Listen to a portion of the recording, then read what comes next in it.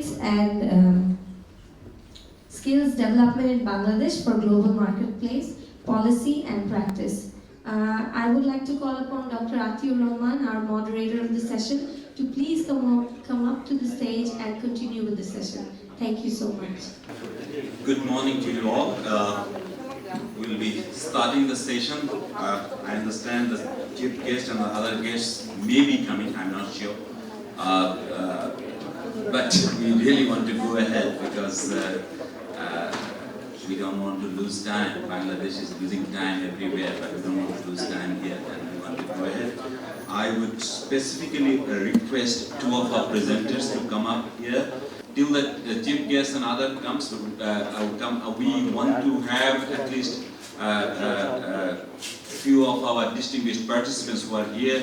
I want to have them also beside me because I'm feeling a bit threatened alone. You know? Can we have Mr. Chakladar Mahbubul Alam, one of our oldest NRB here beside me. General Amjad, who is also on his own right, he's a great entrepreneur of the country and probably has, and also a brilliant mind. I know him personally, so I also want to have him. And Mr. Same Alam, can you come and just join me actually as distinguished guests here? Not only foreign exchange earner, but etar sathe development er onnonno dikgulo jodiye jete pare, because someone who is going abroad with some skills or not much skill, ফিরে গিয়ে on learning the skill develop করে বিদেশে, সেই স্কিলগুলো আবার ফেরত নিয়ে এসে আসে, they don't stay একেবারে দীর্ঘদিন থাকে না, আবার they come back and then they come back here and apply their skill in one capacity or the other.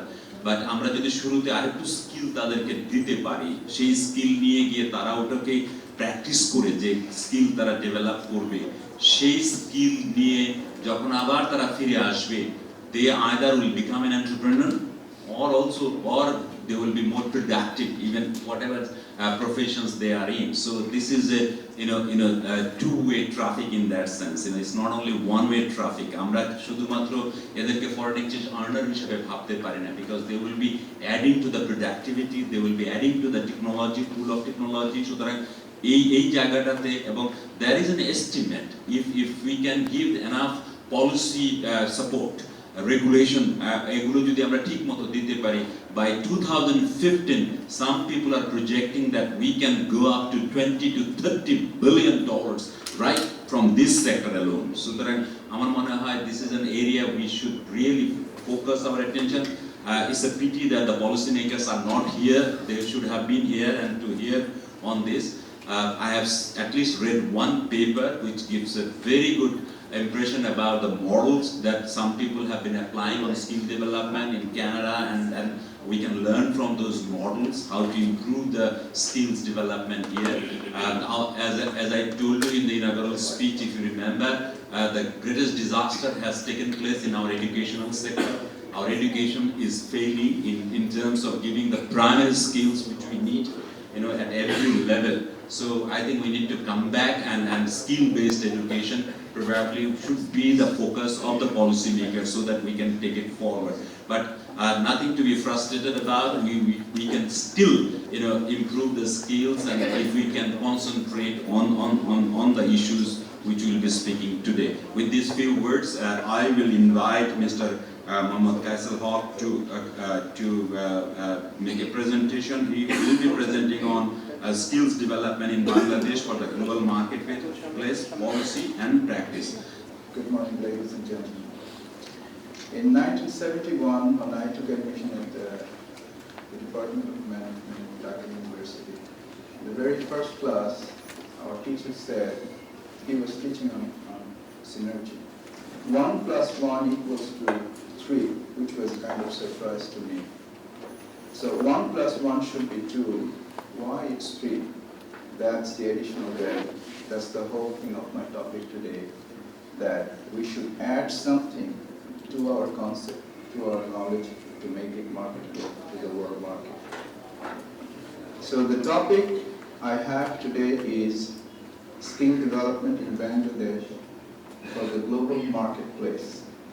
that global doesn't mean we exclude our local market. I'm coming into that. Policy and practice. It's a quite wide area to cover, but I will try myself to be disciplined in 30 minutes. In the 21st century, we hear one thing, that is globalization, that is change. So, it is an accelerated rate of change, and that change makes us new and innovative skills, both nationally and internationally. So the skills, what is skill? Skill is a combination of learning and practice, goes into an application which is congruent to the changing demand of skills domestically and globally.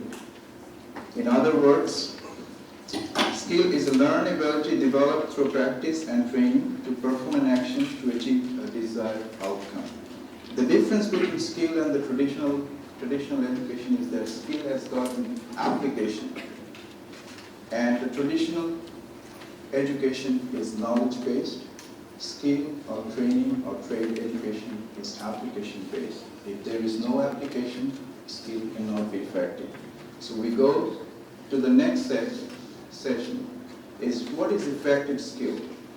An effective skill is not compatible unless it is attached to knowledge, practice, and ability, what we said in our model, which is transferable to the constant changing demand of the market, both domestically and globally, evaluated by an end result. So this is another term in skill.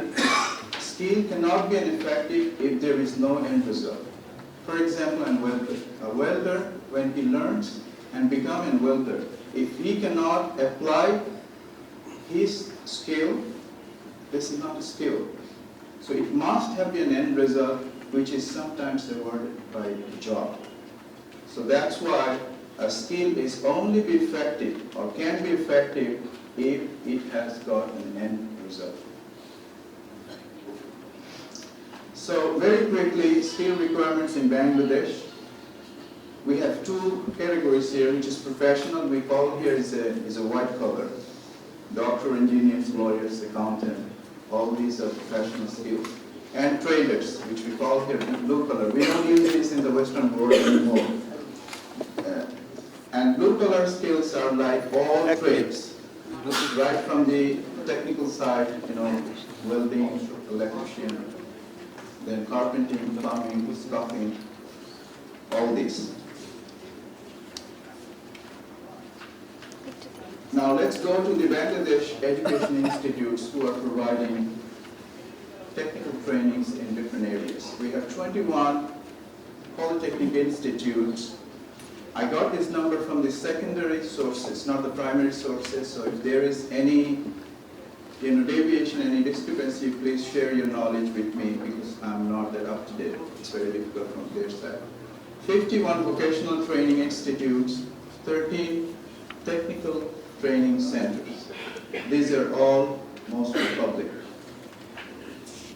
Now the government versus private sector education. I found it's a very interesting point here.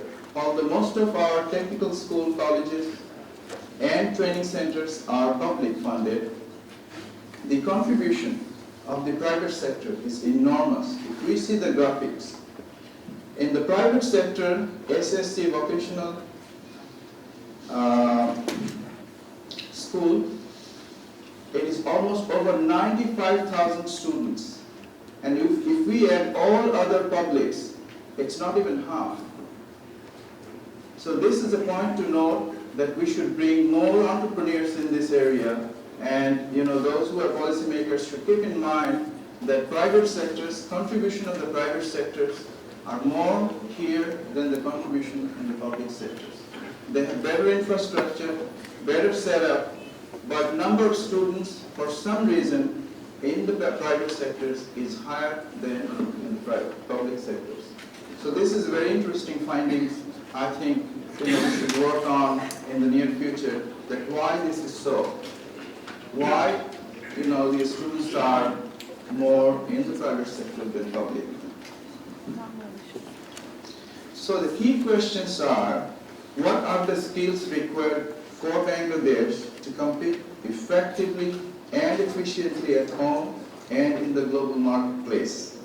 Number two, what kind of policy and practice at both the macro and micro level is required for manpower development? These are the two key questions that we need to explore. So, the globalization.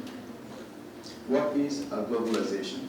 That is a very important term for the 21st century.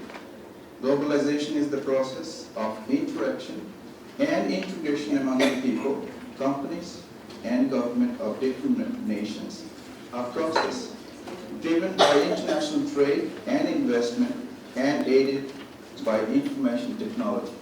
In a very simple way, globalization means to entice all nations for a global village. When you entice all nations, that means you include everything: technology, knowledge, culture, society, science, health, what's not. So it's a combination of all nations for one goal that is good for the world. We hear global warming, global trade, global economy, all these have come from this sector. But whatever the case, the change in technology, in science, in arts, commerce, we need one thing in the center, that is skill. If we do not have required skill, we cannot accommodate ourselves for the changing global need. Why globalization? Why it's happening in this world? In the Western world, we use one term that is called baby boomers. Baby boomers are the people who born after Second World War between 1946 to 1964. They are called baby boomers. They are retiring now. For example, in USA, 78 million, one-fourth of the total population in USA, are in this category. It's very alarming. 74 million people. The alarming even goes further. Every 7 seconds, one baby boomer turns 50. So in 15 years, this baby boomer will retire, which comprises of total 30 million people. So in America, every 7 seconds, one person celebrating his or her 50th birthday. I don't know how, the Western world's population size is shrinking. Our population size is upward. There is negative, and it's minus now.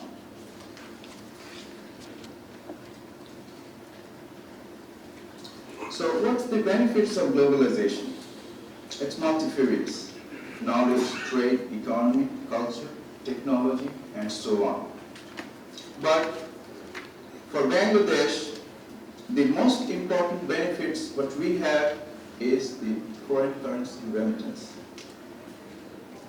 I would consider this thing as a primary, others are secondary. Because the knowledge we are getting in the Western world, it's not that easy to apply here or readily transferable. But the dollar I earn in Canada, if I transfer here, it has got a cash value right away without any risk. So this is the difference, benefits. In Bangladesh, the flow of migrant worker is associated with a growing flow of remittance. If our manpower export is increasing, if this is the hypothesis, our remittance is also increasing, so it's correlated. Let's see what's going on in figure-wise. This is a table, foreign currency remittance of overseas workers in Bangladesh. Again, I got it from the secondary source. In 2006, from 2001 to 2006, I'm taking the latest, updated one. In 2006, the total remittance, it's over $5 billion. In other studies it's a difference, but I think this is more because this is the government source. Benefits of globalization continue. Let's see what's going on in the global market. This is the Bangladesh chapter. What's going on in the global market? What's the figure there? Foreign currency flow grew from 2 billion in 1970 to 80 billion in 2002, according to ILO report. And this figure did not count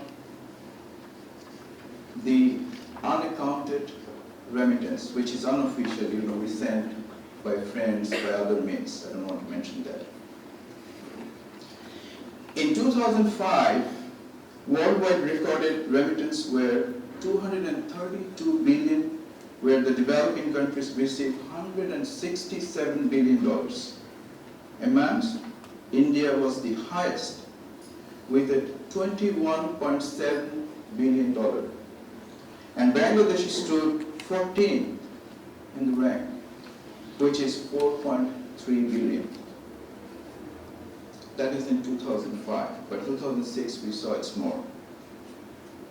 60% of global remittance flow is towards developing countries, which is a very good figure too. So 60% of any total remittance or any total remittance in the world market goes to developing countries, that's including Bangladesh. In 2002, 12% of the official remittance went to South Asia. That's our region, South Asia. Remittance can be money, in kind, or social remittance. It can be individual or collective. So from the figure side, let's go to the other areas, which is also benefits of globalization. That is, it exceeds global official development assistance, capital market flows, and more than half of direct investment. So remittance is more than this. More stable than private capital flows and less volatile than changing economic cycle. Let's make it very simple. Say if we receive $10 as a remittance in Bangladesh, this is not a loan money, so there is no commission. This is not loan money, so there is no interest. This is a hard cash the government is receiving or the bank is receiving. So they can utilize this money without any international terms and conditions pressure. So it's like your own money that you like to invest anywhere you want. So this is the beauty of remittance. And I'm sure the experts here will share their own views when I'm finished, because I'm not here as an academic or as a researcher. I'm here today to share my knowledge from my 18 years of experience in manpower management, immigration, skills development. So what I'm saying today, being an entrepreneur, not being a researcher, so you won't find that many research things in my paper. I will share my views. Policy for skill globalization. What should be a policy that we can adopt in Bangladesh? There are a number of ways, number of school of thoughts, but I found this is a very interesting one. Asking questions to find the solution, which is very simple. So, skill formation policy should answer 6 key questions. And then these 6 key questions are not absolute. So it will include all other things, but these are the basic questions. What skill we are talking about? What type of skill? Is it trade related to industry? Is it trade related to agriculture? It is trade related to other areas, health. So that should be decided first. And it should be congruent to our local need as well as the global need. If we are more concerned about our local needs, we are missing the major part, that is global side. But these two are interlinked. If we develop our local, that is related to the global need. How? Today's private sector are high-tech, you know all this. These machineries are not from Bangladesh. These machineries are all imported from around the world. So the technology is from the western part, high-tech. So if we cannot develop our workers as skilled workers to handle our local market, local need, it will be very difficult for them to go abroad and work. Most of our unskilled and semi-skilled workers, when they go out, they have a beautiful certificates which can be managed or which can be obtained. But when you go there, the actual life starts. They put him in a right way test. Okay, you are a welder, come and do it. In 10 minutes test, he's out. All his certificates become zero. Who will be our students? The learners we are teaching and training. This is also a very important sector. In our country, trade students means the least preferred students of our society. Our students could not go to college, could not go to university, although he or she dreams, cannot afford, and he is like a vagabond, a street boy. So the father holds his neck and said, let's go to the welding school. So think about him. What will be his perception? Can he be a good student? Or good learner? Never. So we should introduce a constant flow of students right from the matriculate or SSC, what we call a mainstream students. From SSC, a group of students will come out to go into the trade course, or from HSC. These we call the mainstream students go to the trade school. In the Western world, a percentage of the total number of students only can go to the university. University is not for all. University is not for degree. University is for knowledge. Majority of other students, they go to the trade school, learning by doing. That's their area. It's nothing wrong. It's two different disciplines. If you go to the trade school, I go to Dhaka University, I should not undermine you because you are going to trade school. Because your contribution from trade school to our country will be much higher than the MBA I'm receiving from any university. Remember these things. I'm not disregarding MBAs, okay? But this is the reality in the overseas market. A welder earns much more money than a cash teller in the bank. $25 per hour. A cash teller in the bank earns only $10 per hour, having a BBA degree from the university. Now, where should we train all these students? Where means place I'm talking about. We have, in Bangladesh, we have infrastructure. We have beautiful technical schools. We have youth development schools. And we have, under technical board, there are different setups. A good infrastructure. In my last visit, I visited some. But with limitations, two major limitations I noticed is the trainers, or the teachers, the instructors, and the students. So if you have less qualified raw materials and a very bad machine to process, and you can think about what should be the output. So, what we should do, whatever infrastructure we have. These training schools are working like it's a secondary. If anyone can come, we can train. There is no marketing gimmicks, no aggressive marketing ways. So we should introduce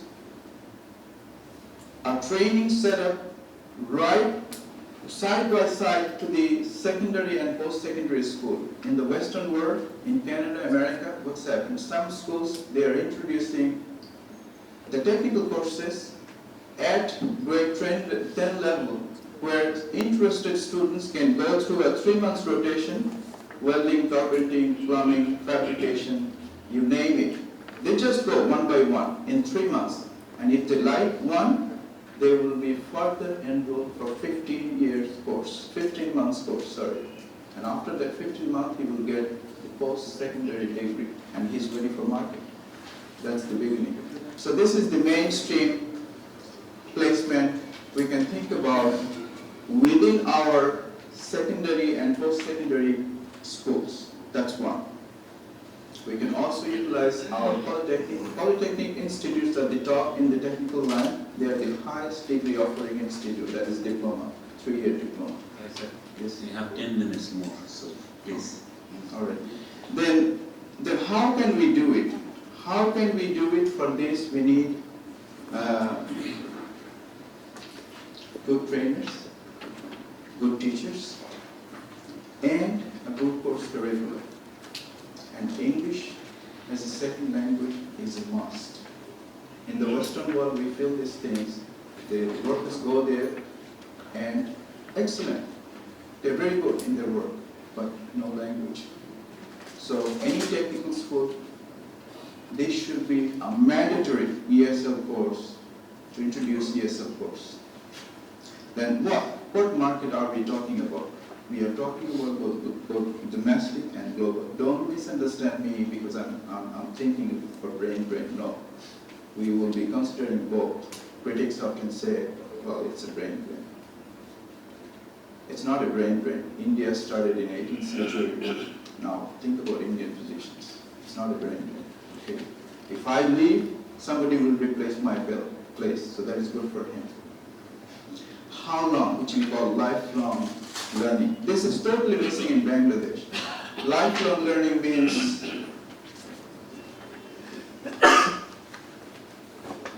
a continuing education.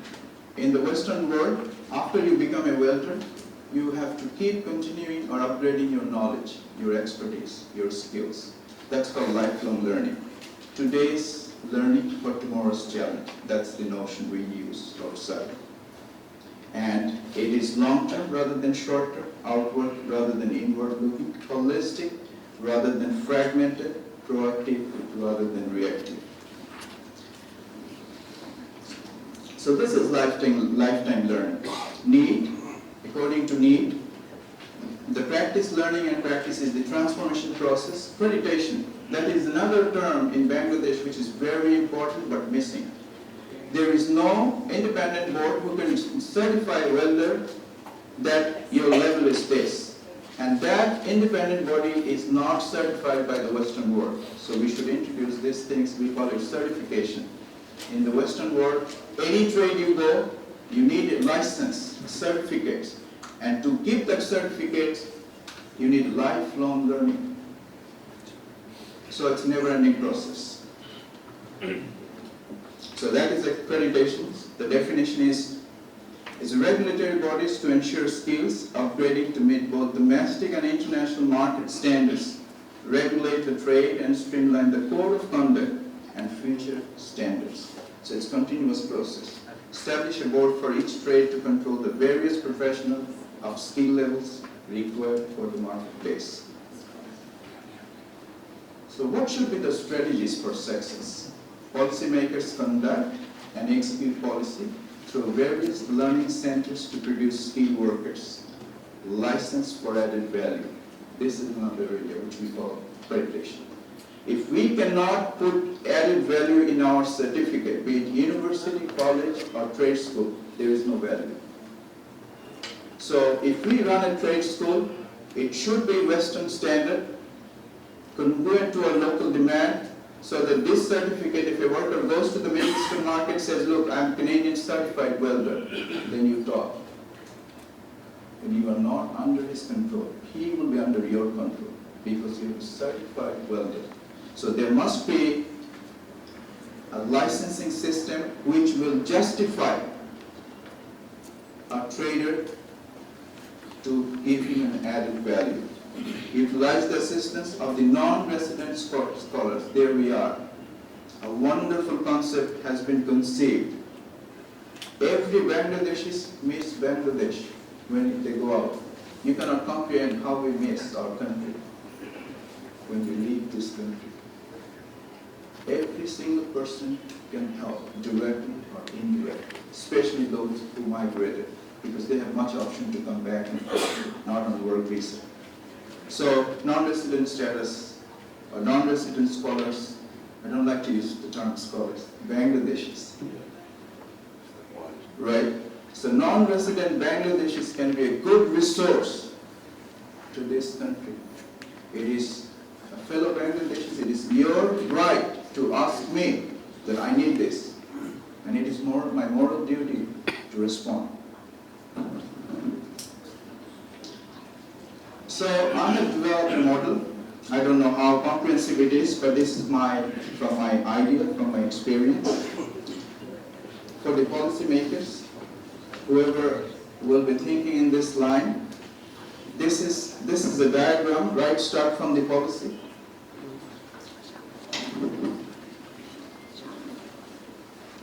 No, it's not sure. So after the policy should be macro and micro, it goes right to the execution level. And that execution level, after that, it will go to the transformation level where the actual institutes or centers are, where the learning or training will be taking place. And then goes to the accreditation or certification to put an added value.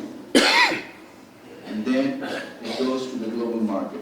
I use here the global market only because when we talk about the global market, that automatically covers the local market. So I did not make it 2 boxes because we are talking about now the export. So let's make our workers for global market. They will be better off for the local market. And then on top, non-resident scholars resource pool. After this seminar, this conference, we should have a resource pool because this is a rare opportunity, people coming from different countries, and it is very difficult to coordinate all these sitting in one country. So we should have a resource pool, the doctor, engineers, teachers, traders, businessmen. We should have one pool, a data resource bank, where an entrepreneur wants to open up a school, say for example. They should contact right to the resource pool that I need this information. Can you help? We will help. That's our commitment being in Bangladesh. So non-resident scholars resource pool is a very important introduction of our thinking level. I think it's a smart idea. So what should be the way forward? 2 things. What should the policymaker do? What should the scholars of Bangladesh do? Ladies and gentlemen, thank you very much.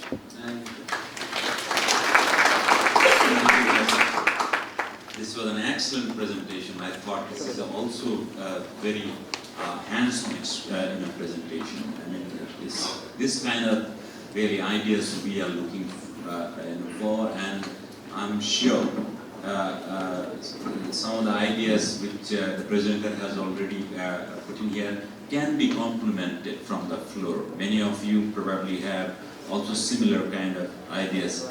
I would request, guys, sir, can you take 1 more minute to explain to the audience about the model you were talking about, the Canadian model, and then how to replicate it in a country like that. If you just focus on that. Canadian model, the Alberta is facing a huge human resource shortage, either because of their declining population and or because of their booming economy. Alberta has got oil, tar sand oil, the largest reserve in the world, and very refined oil. They extract oil from the sands. So economy is huge, but their skilled laborers are in short. So what they are doing now, they are basing on the foreign skilled workers and also facing problems. They're bringing skilled workers from South America, from Middle East, from China, from India. But initially they have lots of problems because they don't have master plans. So this Canadian model, the policymaker proposed to the government that why don't we start the model I said to introduce a stream from the secondary and post-secondary level. But the difference between our model and their model is that they get money from the industry. Industry said, I need 10 welders. So you pick up 10 students from, grade 10, you train, and then we guarantee for their employment.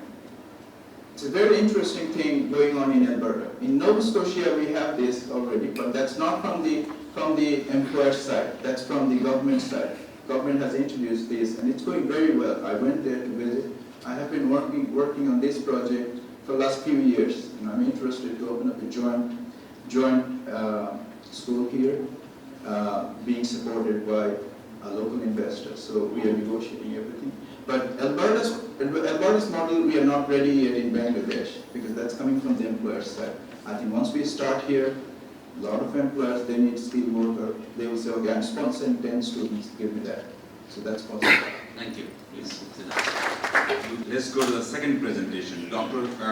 Shikdar M. Jakir, his paper will be on multinational and multilingual medical call center platform, strengthening socio-economic benefits for expatriates and concerned countries. I think this is another very, I would say, important presentation and a very emerging kind of opportunity. Actually, the Indians have already utilized this and they have exploited it, but we are still, on the way. So, Shikdar. Thank you, distinguished guests. Again, you have 20 to 25 minutes. When we talk call center, we look at India, and we are very honored to say that when we talk medical call center, Bangladesh is the leader in the whole world. We did the first medical call center for Grameen, and which is being replicated in 11 of the countries in Asia and Africa. So I'm going to give you another perspective. Mr. Kaiser, he has given wonderful statistics of the migration and the remittance issues, which also is involved in our project. And let me remind you that this is a multinationally funded project. It's a private initiative. So TRCL, our company, who we are, we founded and incorporated the company in 1999, and including NRBs and RBs in Bangladesh. And in fact, in 1999, I came back from USA to work with the telemedicine technology in South Asia. And since then, we have been growing, and we pioneered and led the e-health technology and service company in the world. We use some of the technology that is also being used even in American markets. This is a huge dinosaur in a way. So, but I'm very happy that we have now better internet bandwidth, because when I talk telemedicine, I say wherever telecom people go, I follow them. So that is our mission. So following them, my present situation,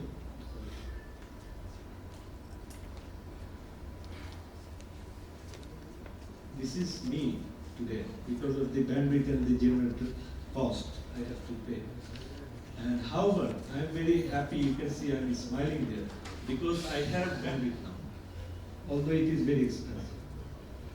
So now let me go back to the GCC issue. GCC means 6 countries in the Gulf: Bahrain, Kuwait, Oman, Dhaka, Saudi Arabia, and UAE.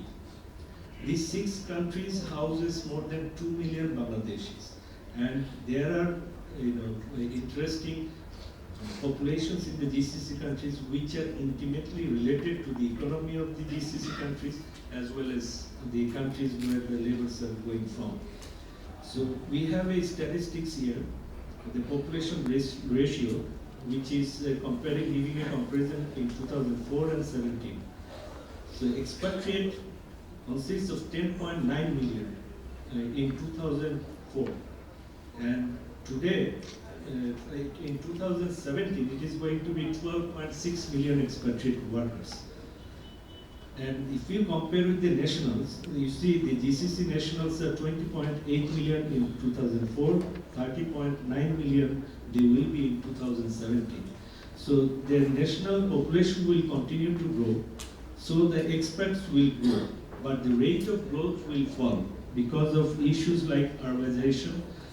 They are trying to replace some expatriate jobs by their nationals.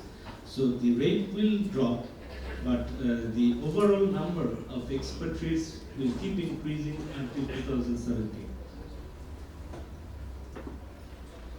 Now, among the workforces in the GCC countries, and you can see here, all 6 GCC countries, Kuwait, Qatar, and UAE, they have more than 80% of their workforce population, not the total population. Is the workers' population is from Bangladesh, India, Indonesia, and Pakistan. So they have now critical concern in GCC countries, and recently, our workers are again going to Malaysia. So there are some issues, and I'm going to tell you about those. So first, about half of the population in GCC are expatriates. I'm talking about today.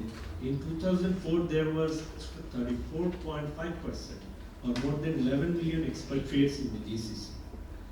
And there is intense government regulations and international pressure for workers' rights, including medical care. And recently, Bahrain, Saudi Arabia, and UAE, they have made health insurance mandatory for all the employers and the employees. So, which is very good news for the workers. And but there is issues related to cost. I'll come to that next. And there are migrant workers who are scattered throughout the wide geographic areas with little or no access to healthcare. So I'm a healthcare person, so all I will relate to is the healthcare and its relation to the economy. And there is the high cost of healthcare for migrant population is a headache for the governments of the GCC countries, because no government deploys their healthcare infrastructure considering the always moving migrant population. They build up their infrastructure, healthcare infrastructure for their own people. So now what they can do for this vast number of migrant people? And then prevention and early diagnosis of diseases have been prioritized by all the governments. And there is an important barrier for the workers from the South Asian countries and also from Indonesia, the language barrier. These workers neither speak English or nor Arabic. So they face a great difficulty when they need medical care in this foreign land. Now I have few important statistics. One is from Malaysia, and another is from Abu Dhabi city. And the Malaysian study came from the FOMEMA, which is the Foreign Workers Medical Examination Monitoring Agency. This is a government body, it's a publicly listed company though, but they are very much involved in the healthcare issues of including Bangladeshis along with others. So as per their statistics, recently until between January and November 2007, they diagnosed hepatitis cases in Bangladeshi workers, 1,931, and HIV/AIDS, 76. So I'm talking about only 200,000 Bangladeshi workers in Malaysia. Consider the whole scenario in the GCC countries where we have more than 2.5 million total Bangladeshi workers. So if you multiply the HIV cases, 76 into 20, that makes 2 million equivalent cases. So that will be very serious situation for Bangladesh. And another headache for the Malaysian government is the tuberculosis. Malaysia was TB-free country until recently. And Bangladesh, we just gifted them with the TB. And they have diagnosed 4,031 cases recently. And there are other diseases which accounts for 1,669 cases. And then the Abu Dhabi statistics. We are working with the National Health Insurance Company of Abu Dhabi on this project. And as part their business papers, we found 41% among 200,000 Bangladeshis, 41% has basic health insurance in Abu Dhabi. Basic means only primary healthcare services without much of the medicines in it. Excuse me. And among those 41% insured, only 3.46% has enhanced insurance services. That means they can cover their medication and etc. Only 3.46%. And if I compare it with the Indian and the Pakistani population in Abu Dhabi, then you can see Indians have 65% of the Indians have basic service coverage, and enhanced is 18.75% coverage. And Pakistanis, they have 53% coverage and enhanced 14.08%. So if you see the small graph, and why this difference between Bangladeshis and Indians and Pakistanis, we found one reason. Bangladeshis are the lowest paid in UAE, and as a matter of in the double. Solution. Based on Bangladeshi experience, as I said that we led the growth of the industry called medical call center services manned by physicians. What we do, using state-of-art customer relationship management tools, we integrate the healthcare demands coming out straight away from the customer and passing through the process, interlinked with the network of medical facilities in 11 of the countries under this project. So we call it MCCP project, which is Multinational Multilingual Medical Call Center Platform. And the objectives of the project is to use e-health as a primary source of healthcare to improve workers' health conditions. When I showed the equation regarding e-health's integration for the healthcare benefits of the worker, it was very well accepted by all the governments and the private bodies.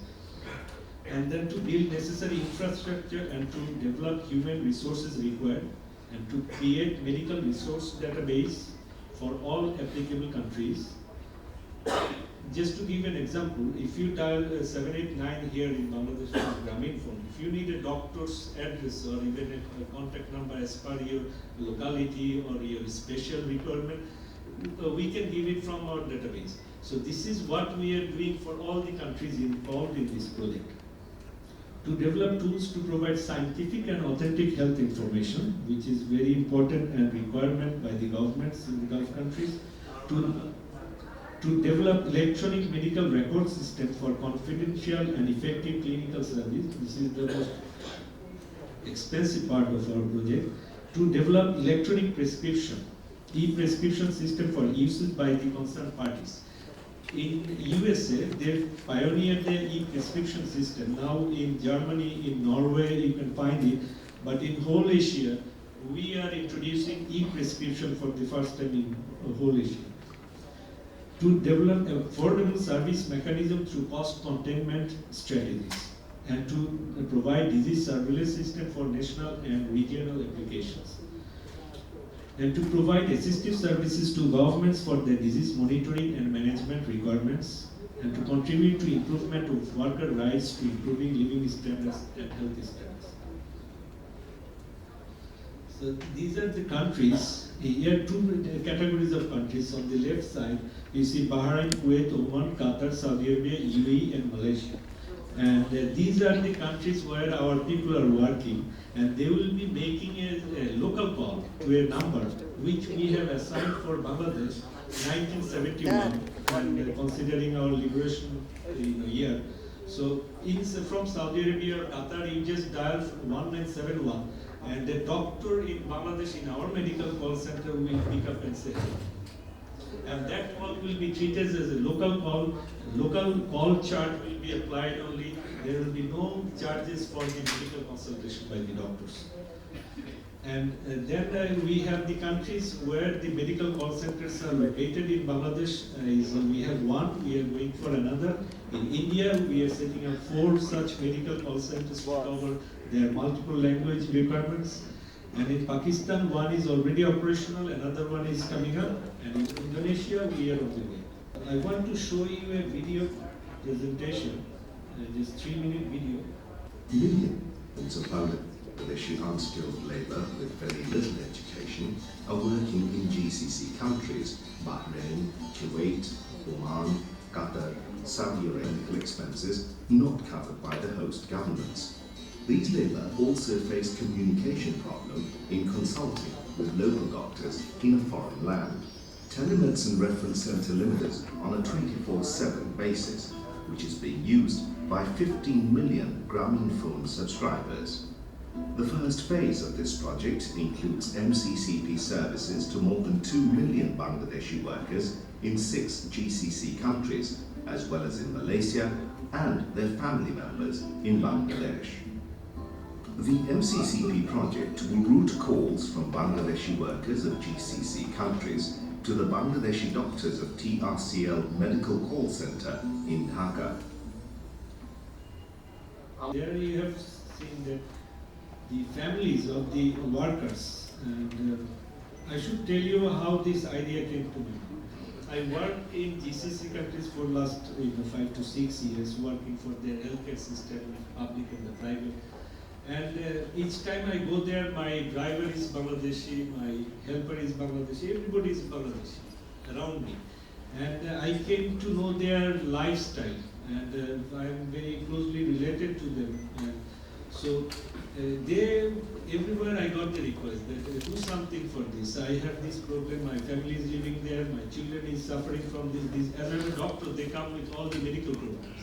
So when you go back, I will send my family, children to you for medical care. So this is the dilemma, the phase which we don't know sitting in Bangladesh. So then I thought of this integrated process, that a Bangladeshi worker will call a dedicated number, talk to a local doctor in their local language, and that doctor designs as per the medical protocols what the service requirements are. And that service is related, a network with the local service in either in Saudi Arabia or Kuwait or UAE. So if a hospital referral or a doctor referral or even an investigation required, they will be referred to the appropriate facility on time and efficiently. So even before the patient reports to the doctor, their medical record will be waiting for the patient. So I'll just give you some criteria of the MCCP service. It will serve 11 million expatriates of 4 different nationals: Bangladesh, India, Indonesia, and Pakistan, and 55 million members living in home countries of expatriates. Let me tell you one story about Indonesia, and I have never been to Indonesia yet. But when I was doing this project in Malaysia, Malaysian Health Ministry called me that you are doing a good job for your own countrymen, whatever the others who are working here. So we have close to 3 million Indonesians here. So we have to extend this project to Indonesia. And of those expatriates, 55 million family members living in the home countries will be covered. And expatriates shall have their health insurance and bank account attached to the MCCP services. This is the most important segment of this whole project. That means if you want to use this service, if you want to cover your family, you have to have a health insurance through the proper channel and the bank account related. Why? Because we are not charging a single dime to the workers for this service. So the health insurance companies are subsidizing this service to benefit from that, which I'll show you. And the government's also extending their cooperation to this project, although it is a for-profit project. So this is why the money remittance will be involved in it, because the proper channel remittance will be the only way to use medical care under this project. And each call to MCCP hotline number shall be treated as a local mobile call. No payment required to use MCCP services. Only $1 per month to cover family members living in their home countries. So this is again being negotiated with some financial institutions to cover it up. And expatriates shall speak to a doctor in their home country and their own language. Home country doctor will coordinate their further treatment in foreign countries. And MCCP network of healthcare facilities, both public and private, throughout 11 participating countries. What the governments and the medical bodies are doing is they are sharing all their resources and data with this project. So networking and the resource sharing is going on in an open manner. Now I come to the Bangladesh Pact, and these data are, I took it from Bangladesh Bank webpage. So we have inward remittance during 2006 and 2007 financial year, which is $1 million. You see, the Kingdom of Saudi Arabia, Bangladesh sent $1.7+ billion in last financial year, and next is US, and then UK. So you see the GCC countries' contribution. If we separate it in a sector-wise calculation, in the same financial year, you see GCC contribution to the remittance is 62% of the total. And Saudi Arabia, only one country, contribution is 29% of the total remittance and 46.5% of the GCC remittance. That means among 6 countries, only Saudi Arabia, Bangladeshi workers are sending $46.5 million, which is 45% of the 46% of the $3.7 million sent last year. And rest of the world, the total amount is 38% of the total remittance. And then the socio-economic benefits of this project. The social benefits include expatriates' health benefits, expatriates' family health benefits, remittance-related telecom cost reduction. This is another item I have to include, considering the cost the Bangladeshi workers spend. Bangladeshis are second highest phone user, or talker, I should say. And they spend a huge number of money every month, just calling their family members, whether once they call, I send the money, then the family member is trying to call back them, we got the money or we didn't get it. So 4, 5, 6 times they need to make a call just to know about the status of the money remittance. So what I did under this project, we included IVR, interactive voice response system, and it is tagged with the financial institutions. When the money is remitted, and voice SMS or SMS will go to the beneficiary's mobile phone. And when the money is received, another SMS will go to the sender's mobile phone. So this is how, and let me remind you, most of these workers do have mobile phones in the GCC countries. So and this project will reduce 40% of the hospital visits and 25% of cost reduction for host countries towards expatriates' healthcare expenses.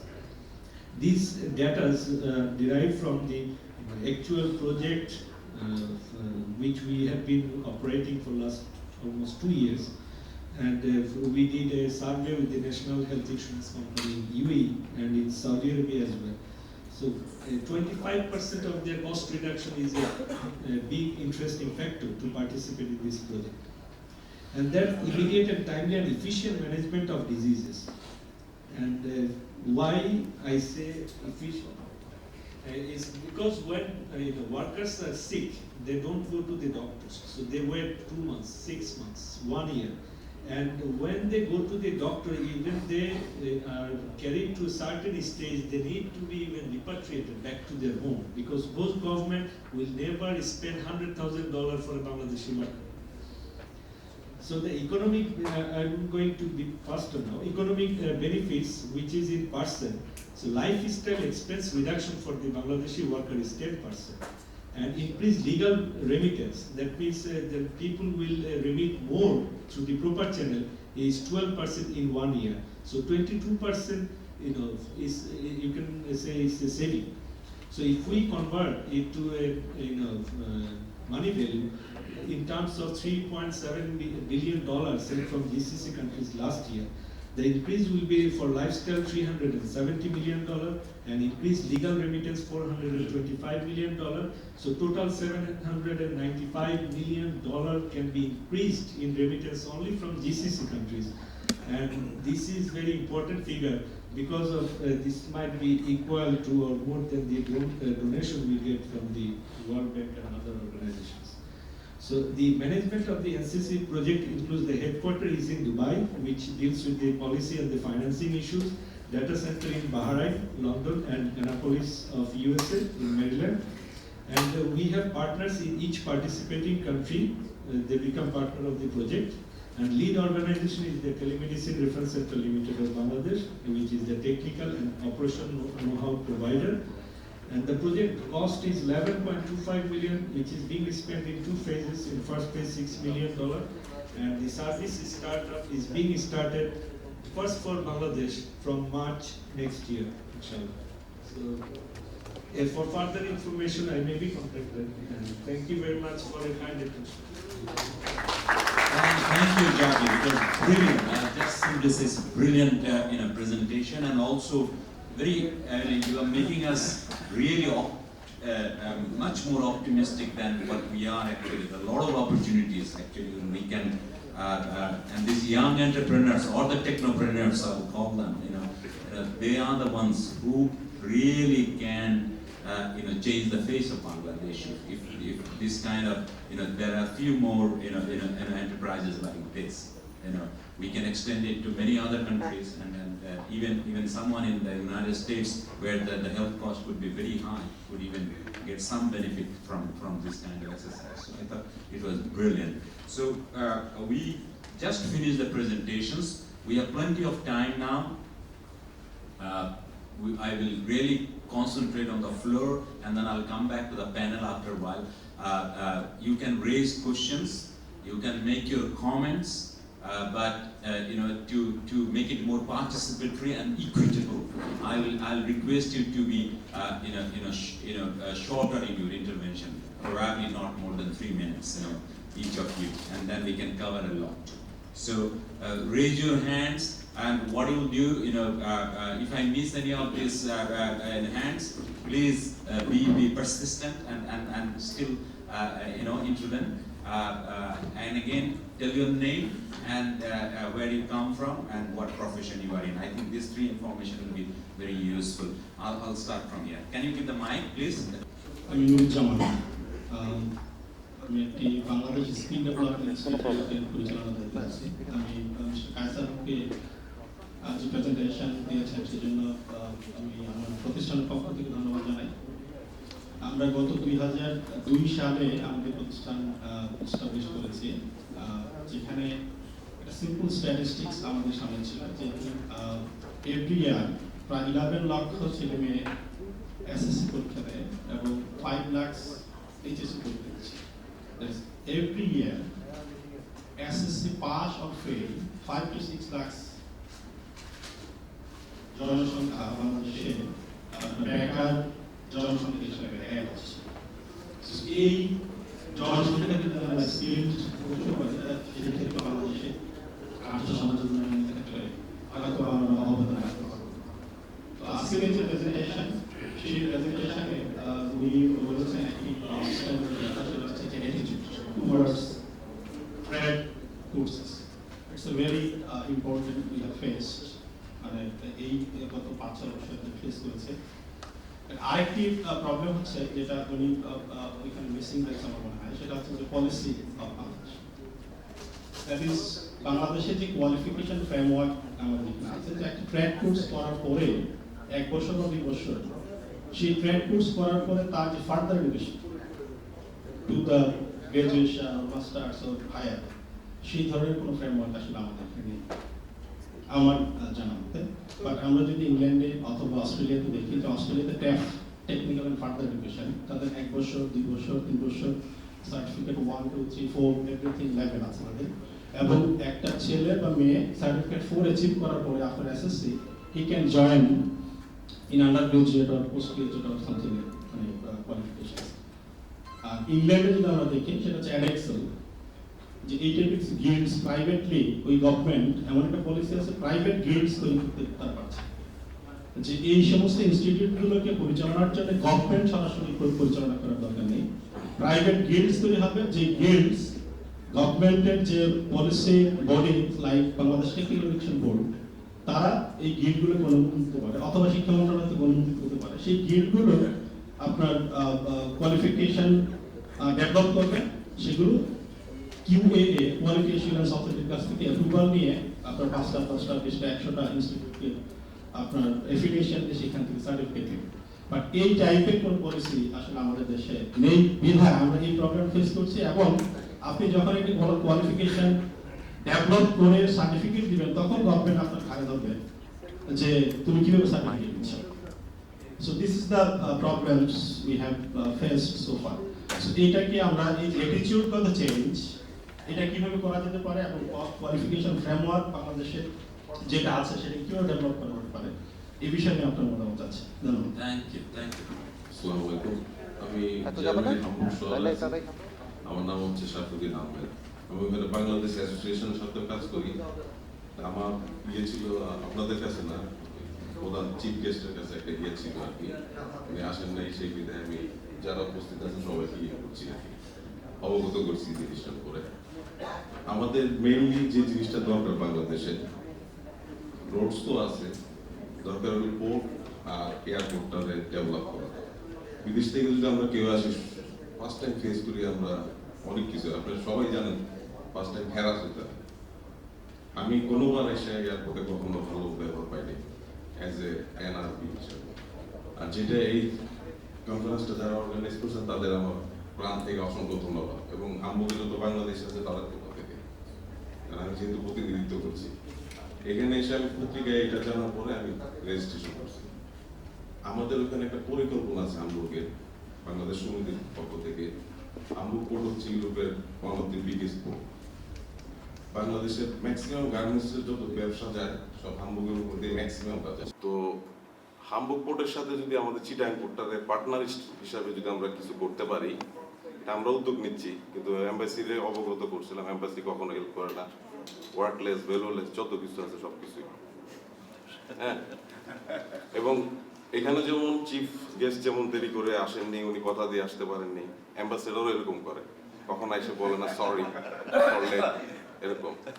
আমরা যে দেশে আছি ওটা তো হচ্ছে পৃথিবীর প্রথম সারির দেশের মধ্যে একটা দেশ। ওখানে থেকে যাই হোক, জন্ম আমার এখানে, আমার নারের টান এখানে, এই জন্য আসতে হয়। মা বাবা আত্মীয় স্বজন যারা আছেন সবাই টানে। তো আমরা সবচেয়ে বেশি যে জিনিসটা ফিল করি দেশের, যখন এখন প্রাইভেট চ্যানেল অনেক রয়েছে, তাদের কারণে আমরা এখন দেশের কোনো কিছু আমাদের কাছে লুকায়িত থাকে না, অনেক কিছুই আমরা দেখতে পাই।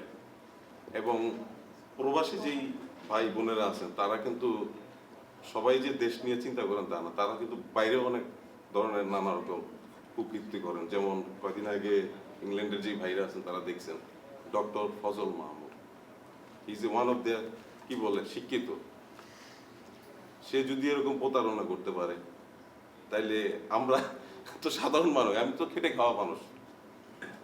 এই জন্য ঘটনা হচ্ছে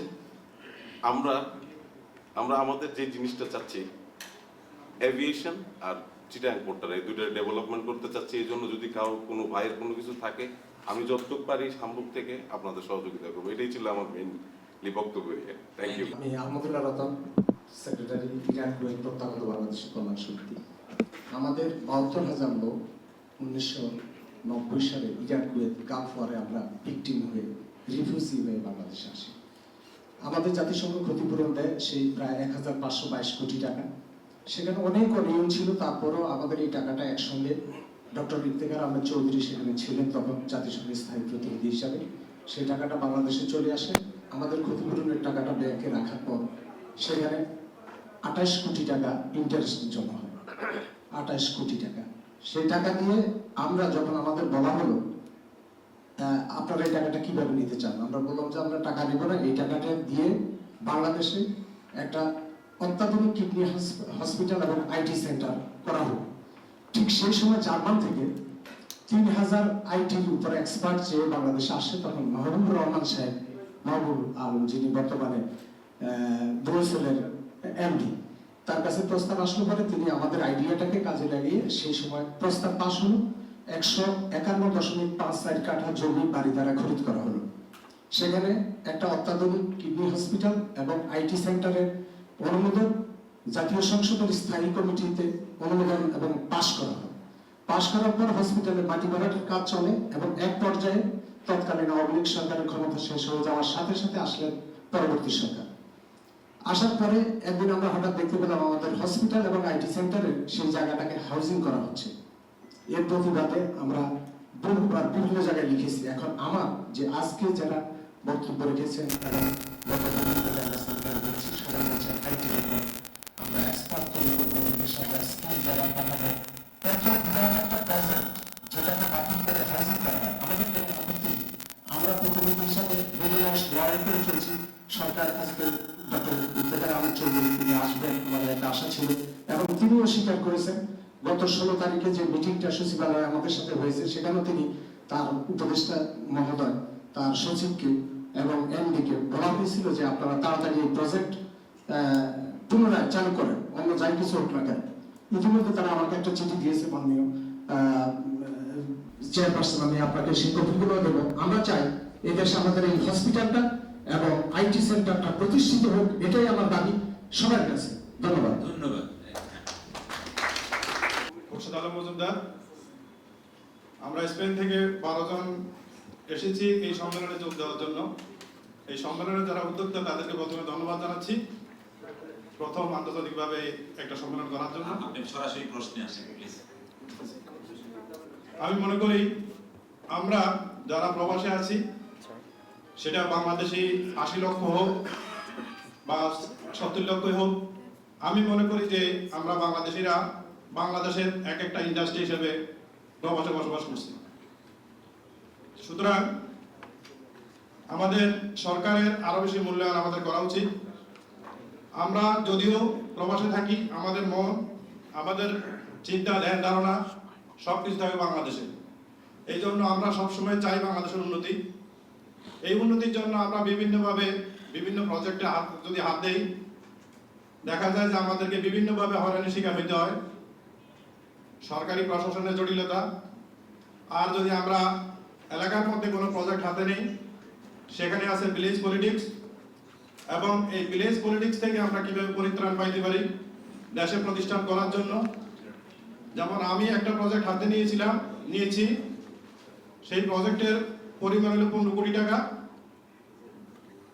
যেখানে আমার 5 থেকে 6 কোটি টাকা ইনভেস্ট হওয়ার পরে দেখা যাচ্ছে যে আমি বিভিন্ন ভিলেজ পলিটিক্সের শিকার হচ্ছি।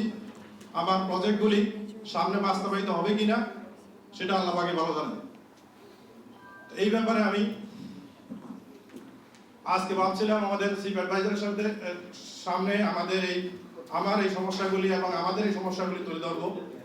আমরা গেল বন্যা তো স্পেন প্রবাস থেকে 1 লক্ষ ইউরো চিফ অ্যাডভাইজারের ত্রাণ তহবিলে দিয়েছি। এখনো আমরা 2 লক্ষ।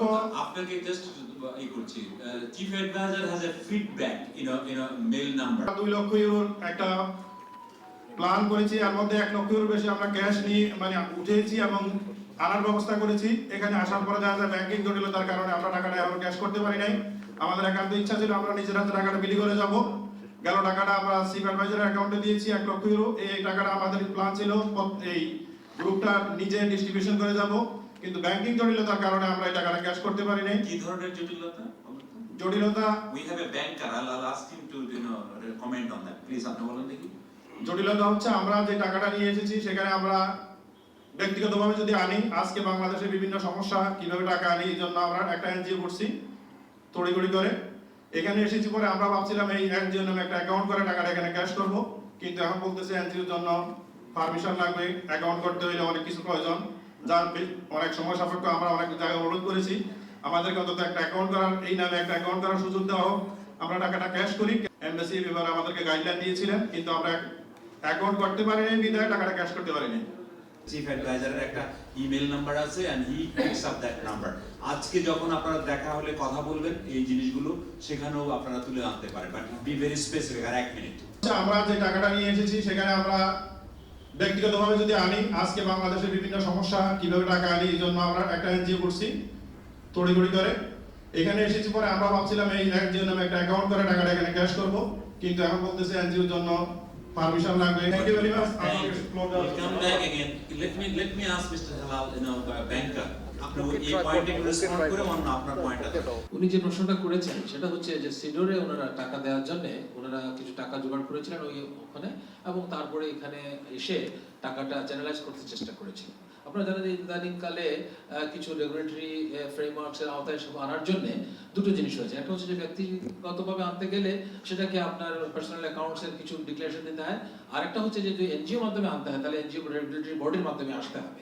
এটা হয়তো সাময়িকভাবে ওনার জন্য অসুবিধা হয়েছে আমি যেটা বুঝেছি, এবং তার জন্য আমরা আসলেই এটা আরো স্পেসিফিক হলে তো ভালো হতো। কিন্তু আপনাকে আমি রিকোয়েস্ট করবো যে এটা আপনি সরাসরি কাজে লাগানোর জন্য চিফ অ্যাডভাইজার্স ফান্ডেও দিয়ে দিতে পারতেন, অর রেসপেক্টিভ জায়গায় যে ডেপুটি কমিশনার্সের মাধ্যমে দিতে পারতেন, or chief of the army স্টাফে ওখানেও ডাইরেক্ট সরাসরিভাবে দিতে পারতেন। একটা দ্বিতীয়ত হচ্ছে যে আমাদের এখানে আপনারা জানেন যে মধ্যে মধ্যে আমাদের কোনো না কোনো দুর্যোগ থাকে, সুতরাং আপনারা যদি কোনো এনজিও ফরমেশন করতে চান তাহলে আমার মনে হয় যে ফর্মালিটিস গুলো করে নেওয়া ভালো। এখন কিন্তু আগের ওই ফর্মালিটিস নাই, এখন কিন্তু এক্সপিডাইট করতেছে এবং এনজিও ফর্মালিটিস গুলো অনেক ইজিয়ার হয়ে গেছে।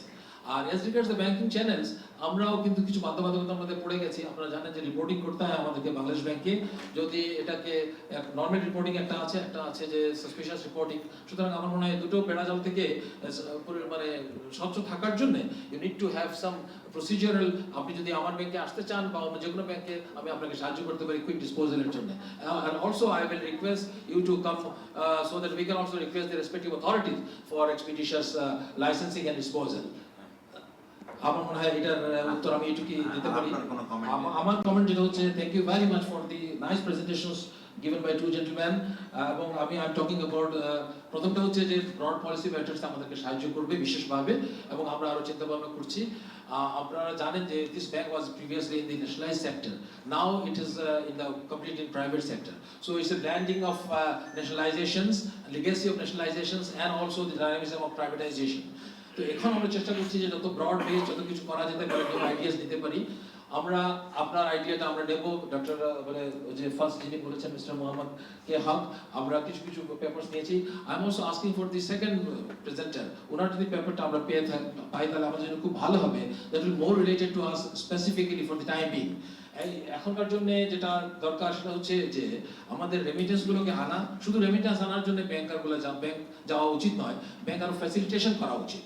যেটা আমরা করতে চাচ্ছি সেটা হচ্ছে যে আমরা রিসেন্টলি একটা সার্ভে করেছিলাম, সেটা দেখেছি যে remittance sent from London is credited in the same day in the account of Biswanath. এই জন্যই যে টাইম ডিফারেন্সে যখন লন্ডন থেকে এটা 9:30টার সময় লন্ডনে ব্যাংক খুলে, এবং the gentleman who went to his office, the one on his way to office sent the remittance to Vishwanath, and after 6 hours when my branch was opened here, and they received through our main server to the Vishwanath branch, and the same day he is, before going back to his house, he got the message of receiving the remittance. তো আমরা চাচ্ছি সেটা হচ্ছে যে আমি GCC countries next মান্থে I be visiting GCC countries. তো আমি আপনার কাছে রিকোয়েস্ট করবো যে আপনার যদি পেপারটার কপি আমরা পাই as well as your address is there, তাহলে আমি একটা ভালো জিনিস দেখলাম, সেটা হচ্ছে যে you have studied from the health sector, but that statistics and that যেগুলা statistics আপনি এখানে দিলেন, those can be used by us also. So সুতরাং we can share the statistics because this is very important. Statistics এর অভাবে আমরা কিন্তু অনেক জায়গা থেকে আমরা আপনার অনেক কিছু প্রপারলি করতে পারছি না। তো আমার মনে হয় আমরা ফ্রম গ্লোবালি ব্যাংক আরেকটা কথা বলেছেন উনি রিগার্ডিং দি ইনভেস্টমেন্ট, আমি আপনাদেরকে ইনভাইট করব যে আপনারা দয়া করে আসুন, আমরা চেষ্টা করব, তবে must be within the regulatory framework. কিন্তু আমরা চেষ্টা করব এক্সপেডিশন ডিসপোজাল যেতে আগের যে অবস্থাতে আমরা অনেকক্ষণ ঘুরে যেতেন সেটা আমার মনে হয় হবে না। চেষ্টা করব। Thank you very much. I will request the presenters to take note of the questions. I'll give them the floor at the last minute actually to respond to this. Good afternoon, everybody. আমি আতর রহমান স্যারকে direct একটা প্রশ্ন করব, কারণ অনেকদিন পর ওনাকে সরাসরি কাছে পেয়েছি। টেলিভিশনের পর্দায় স্যার আপনাকে মাঝে মধ্যে দেখি যে আপনি এবং কয়েকজন ইকোনমিক্স তারা দেশের ডেভেলপমেন্টের অনেক কথা বলেন। কিন্তু স্যার আমার কাছে একটা প্রশ্ন, আমি যে কারণে এই সেমিনারে পার্টিসিপেশন করেছি সেটা হচ্ছে skill development in Bangladesh for the global market place and policy and practice.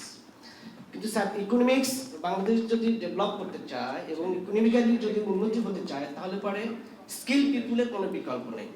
যেটা স্যার আপনি কিছু বলেছেন, thank you very much, special thanks to you, যে আপনি বলেছেন যে স্কিল পিপুল অবশ্যই দরকার। সেখানে স্কিল যদি না থাকে তাহলে আমরা অ্যাপ্লিকেশন করতে পারবো, তার কোনো অ্যাপ্লিকেশন থাকবে না।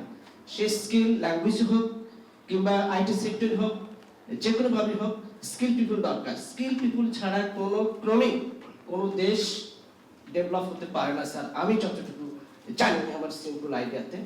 তো স্যার আপনার কাছে আমার একটা প্রশ্ন, সেটা হলো যে এই যে আপনি ইকোনমিক্স কথা বলেন, দেশের ডেভেলপের কথা বলেন, আপনারা কি স্যার একটা রিসার্চ করেছেন যে বাংলাদেশে কত পার্সেন্ট আনস্কিল পিপুল প্রডিউস হচ্ছে, অর্থাৎ যারা স্কুল কলেজ ইউনিভার্সিটি থেকে বের হচ্ছেন, এবং তারা কত পার্সেন্ট আনস্কিল পিপুল এবং কত পার্সেন্ট স্কিল পিপুল? এই আনস্কিল পিপুল গুলোকে আপনাদের ডেভেলপ করা কোনো পলিসি বা চিন্তা ভাবনা আদৌ আছে কিনা স্যার, যেটা আমি একটু চাচ্ছি। Thank you sir. একটু আসছে এখানে আরেকজনকে দিয়ে আমি পেছনে চলে যাবো। আসসালামু আলাইকুম। আমার নাম আব্দুল মোমেন, আমি বর্তমানে আমেরিকায় থাকি, বাট যেহেতু সৌদি আরবে আমি I was economic advisor to the Saudi government for over 5 years, and I have gone through some of the issues of the Bangladeshi expatriate community. So সেই সম্পর্কে সামান্য কিছু বলতে চাই। But প্রথমে I would thank both the presenters. And the first presenter, Mr. K. Hawk, Mr. K. Hawk, he gave some statistics about public and private sector technical education students. They only দেখেছেন যে private double হচ্ছে public থেকে. But I would like to add something else to it. We did a study from 1984 to 2004 in terms of total number of students, total number of schools and institutions, and total number of teachers. এবং আমরা যে growth রেটটা দেখেছি সেটা হচ্ছে বাংলাদেশে আপনার normal school, middle school, high school, college, university, যেগুলো অন্য সব সাবজেক্ট পড়ে, তাদের growth rate of number of students is 12% over the last 20 years. But in case of technical education, the growth rate is hardly 4%. Number of students growth rate is hardly 4%. And in terms of madrasa education, the growth rate is 39%. Now I'm talking not of Mokhtar, I'm talking with the 4-year Fadil Alim. So it looks the priority of the state. I'm not talking of one government. This is from 1984 to 2004. So the priority of the state looks like we are more interested for life hereafter rather than more interested for doing betterment in this present world. So we may have to look at it in a different perspective. Because they understand the past is history and future is mystery. Present is a gift of God and should make best use of it. Anyway, now if you do a comparative analysis of this, and also a value judgment why there are so less of importance to the technical education. আমি একটা জিনিস আপনাকে বলতে পারি, আমি যুক্তরাষ্ট্রে থাকি, 25% of the medical professionals, I'm talking not only medical doctors, but I'm also talking of the associated employees that are in the medical profession. 25% from Asia. Unfortunately, Bangladesher লোকের সংখ্যা খুব কম। আমি এটা মাস্টারি করি, আমাদের এখানে there is a department of nursing.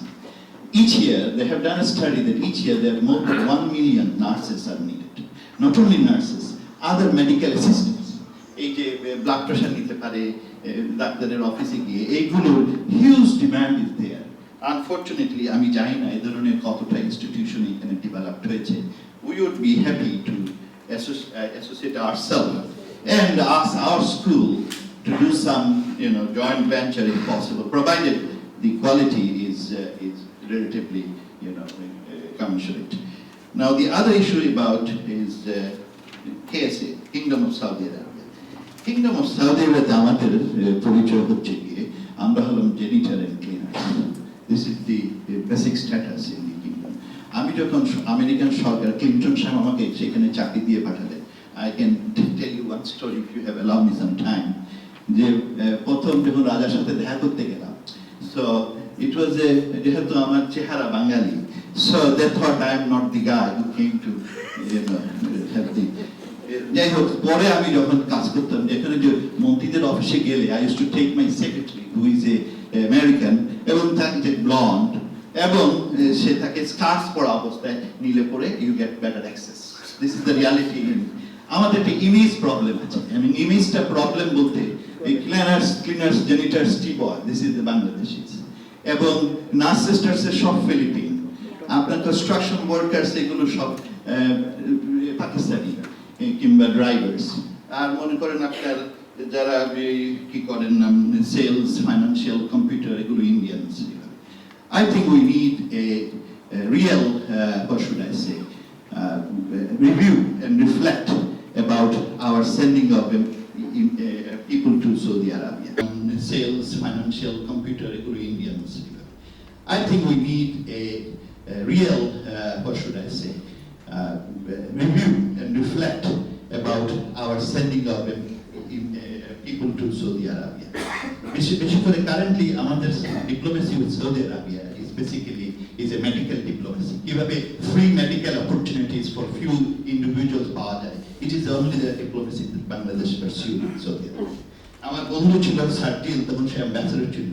I asked him one thing, যে ইনি ব্যাংকার আছেন বলে বলছি, যে বাঙালি লোকেরা দেশে টাকা পাঠাতে চায়, রিমিটেন্স পাঠাতে গেলে সে যদি বেশি টাকা পাঠায়, এই ব্যাংকার তখন ঠেলার কল করে দেয় পুলিশকে, পুলিশ এসে ধরে নিয়ে যায়।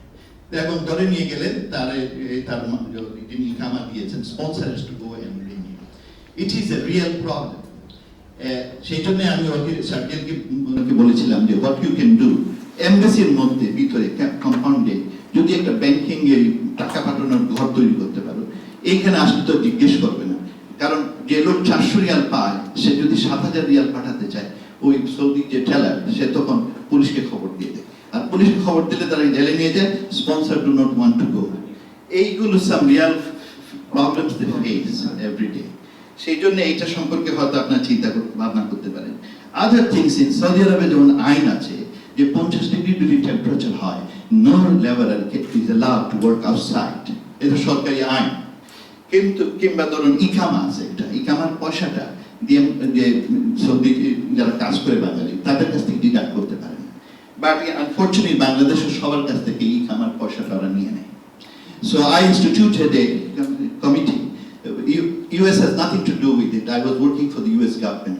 Anyway, we started a program যে ইকামার টাকাটা ফেরত দিতে হবে, and I have repeated discussions with the Saudi Labor Minister Amal, উনি ছিলেন, and they agreed to it. কিন্তু বাংলাদেশিরা এমবাসি didn't want to, মানে কোন ধরনের কেস করে না, কেস করলেই আপনার টাকাটা পাওয়া যায়। These Filipinos and others did it, এবং সেইটাতে বাংলা কিছু পয়সা পাইতো আর কি, পয়সা আমি যাই না, I left so I don't know the rest. কিংবা the one thing Dr. Tahar did, he was at that time director with WTO, আমরা যেটা করেছি এটা সেটা হলো প্রপোজ যে সৌদি কিংবা মিডল ইস্ট সরকারের যে আইনগুলো আছে, যেমন 50 ডিগ্রি টেম্পারেচারে বাইরে কাজ করতে পারবে না, কিংবা 50 ডিগ্রি ব্যানে যখন মুভ করে লেবার তারা এয়ার কন্ডিশনমেন্ট ছাড়া নিষিদ্ধ, টেম্পারেচার বেশি হয়, সেগুলো নিজেদের আইনগুলো এনফোর্স না করলে দে শুড গিভ পেনাল্টি, এবং যাদের এটা করবে they should be paid penalty. তো এইগুলো যদি আমাদের সরকারও কিছুটা জুডিশিয়ারি ডিপ্লোমেসি করতে পারেন এবং পার্টিকুলারলি ইমেজ প্রবলেমটা চেঞ্জ করতে পারেন, I think it could help. The other issues is Saudi আরবে যাওয়ার আগে talk about the technical skills that we need. Take a minute or two. But the other one is the realities of in the Middle East, where is the maximum number of Saudis, as you pointed, and they are the major remittance. এই সব ক্ষেত্রে কিছু logistic গুলো যদি একটু উন্নত করা যায়, it's not too much করা যায় তাহলে। But by the by, I want more private institutions. আমরা দেখেছি বিদেশে যখন আমরা কাউকে ক্রেডিট দিই, ক্রেডিট দিতে গেলে তার কোনো সার্টিফিকেট, কোয়ালিটেটিভ সার্টিফিকেট হয় না। সো আমি যেমন ছেলেকে, এদেশের ছেলেকে আমি ক্রেডিট দিতে চাই, সেইখান থেকে যার পড়াশোনা, we cannot provide them because there is no certificate, valid certificate. Maybe here we may have to develop an institution which can provide a valid certificate. এখানে মনে হয় কমার্স ডিগ্রি যারা পায়, আমরা তার কমার্স কোনো ডিগ্রি হিসেবে ধরি না, আমরা একটা টেকনিক্যাল হিসেবে ধরি, কিন্তু ওইটা একটু কিছুটা ক্রেডিট দেওয়া যায়, not enough. Private institution, technical institution certificate যদি দেয় and they are validated, it could be easier.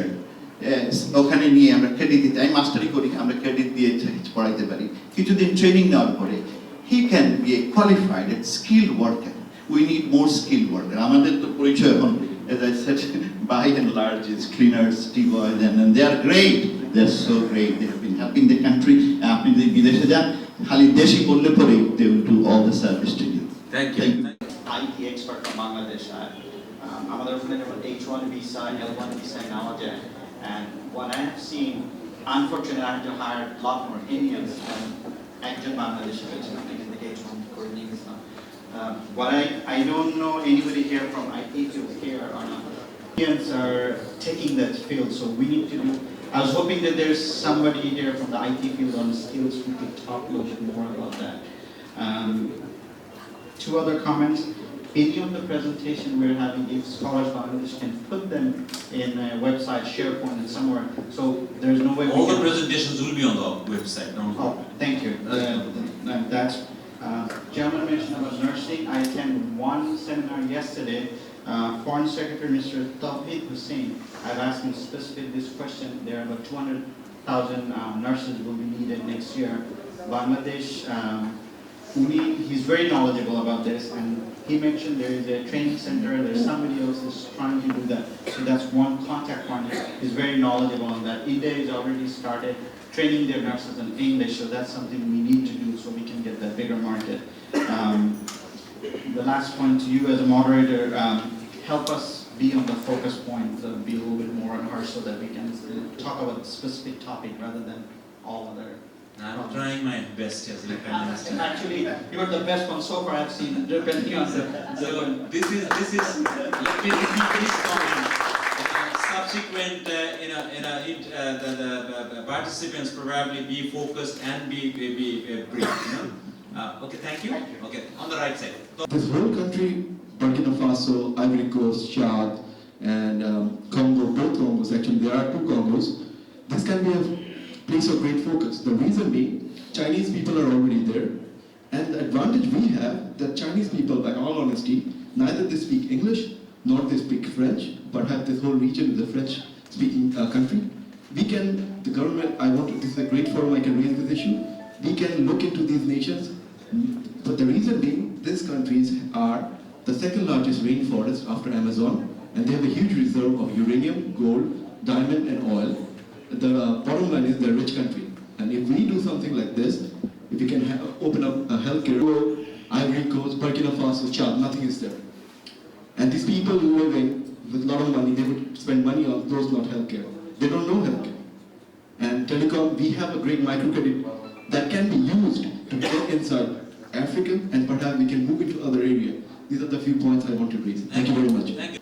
আমি হেল্প রিলেটেড সাথে কাজ করি না আমার একটাই কোশ্চেন হলো মানে কমিটির কাছে যে অ্যাটিটিউড মানে প্রোগ্রাম যদি আপনাদের কোনো থাকে যদি আপনারা বাইরে মানে পাঠান মানে কোর্স করিয়ে জিনিসটা মনে হয় আমাদের Very good point you made. I wish, as I said, the chief guest should have been here. We could have really pinned him down. But anyway, now আমরা তবুও চেষ্টা করে যাব. If they can organize a forum where these people can be at least counseled, at least private counseling to save their family and to save this poor nation. Number one. And regarding this employment opportunity and skill development, there is a lot of opportunity. Last 2 days we are hearing from our NRB brothers. So only the lacking, please let me finish. I will finish. So again, I will request the learned NRB brothers, if they can come forward with a scheme to recruit the people as apprentice and take them to the employer and give them proper training and deduct training fee from the wages of the recruits. And on other part, even come up with the training scheme in Bangladesh for the skill building purpose and taking them for abroad will help you out. Thank you. Mohammed Shafiqul Islam, Saudi Arab থেকে এসেছি, electrical engineering consulting কোম্পানিতে চাকরি করি। আমার যে প্রশ্নগুলি এগুলি শুধুমাত্র চিফ গেস্টের নেই।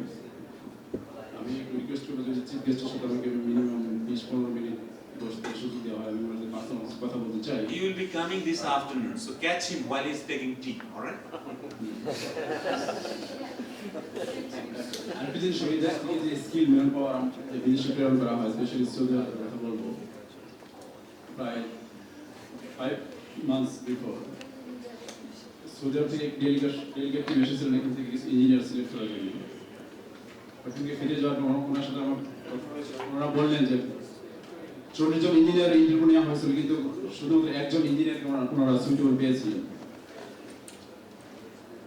এই পরিপ্রেক্ষিতে বিভিন্ন দেশে কি ধরনের ম্যান পাওয়ার দরকার, স্কিল ম্যান পাওয়ার, এই স্কিলনেসের ওয়েগুলো কিরকম হবে, কি ধরনের স্কিলনেস দরকার, কি ধরনের সিস্টেম বিভিন্ন দেশে অ্যাডাপ্ট করা হয়, এই বেসিসের উপর ভিত্তি করে আমাদের দেশে স্কিল ম্যান পাওয়ার তৈরি করা উচিত। এবং সেই জন্য প্রত্যেক দেশের যে সকল ভাইয়া কাজ করেন ওনাদের অ্যাডভাইস নিয়ে এই জিনিসগুলো যদি করা হয় তাহলে মনে হয় প্রপার ওয়েতে আগানো যাবে। Thank you. This is David Mujib, Executive Director, Hitoishi Bangladesh, International NGO.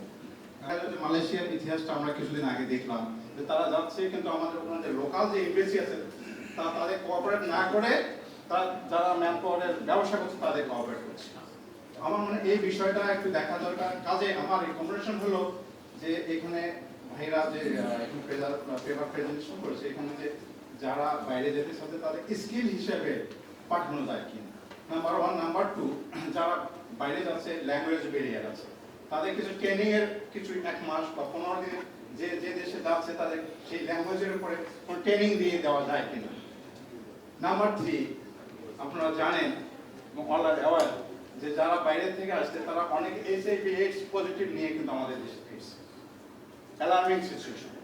এই জন্য বলবো যে যখন যারা বাইরে যাচ্ছে তখন যাতে HIV/AIDS কিভাবে ছড়ায় কিভাবে ছড়ায় না এই বিশেষ করে মিনিস্টার এক্সপেক্টেড যে ডিজি আছে বা যে ডাইরেক্টরেট আছে তারা যারা বাইরে যাচ্ছে তখন তাদের HIV/AIDS সম্পর্কে যেন একটা অ্যাওয়ারনেস দিয়ে দেওয়া হয় সো দ্যাট তারা এটাতে যেন ইনফেক্টেড না হয়। Thank you. Thank you. Yes, এখানে আরো হ্যাঁ প্লিজ। ঠিক আছে, আমি আসবো। I'm actually working as a principal scientist in Stand 7. The minister came in Bangladesh and they were negotiated in 100 people from Bangladesh. Unfortunately, all people selected politically. Out of 100, nobody was suitable for the job. And for that reason, they actually frozen the program. Were you surprised? Okay.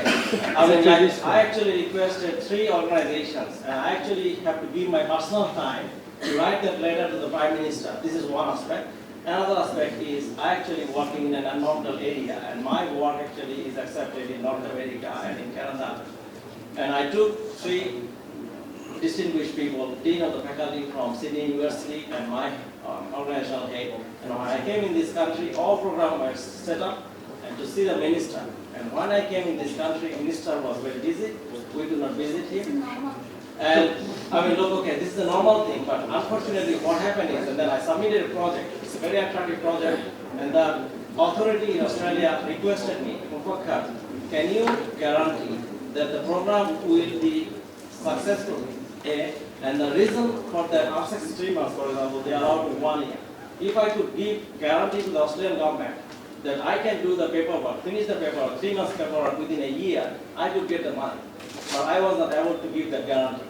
Did you look for a partner here in Yes, Bangladesh? okay. Look, I looked for the partner, of course, as my brother. I mean, I don't want to mention it, but I have to mention he's the secretary in this country now. He helped me a lot. After that, also lots of complications arised, and the project is still under consideration. And it's a very, very important project. As I have only 2 minutes, I can tell you. I got all the assistance from Australian government.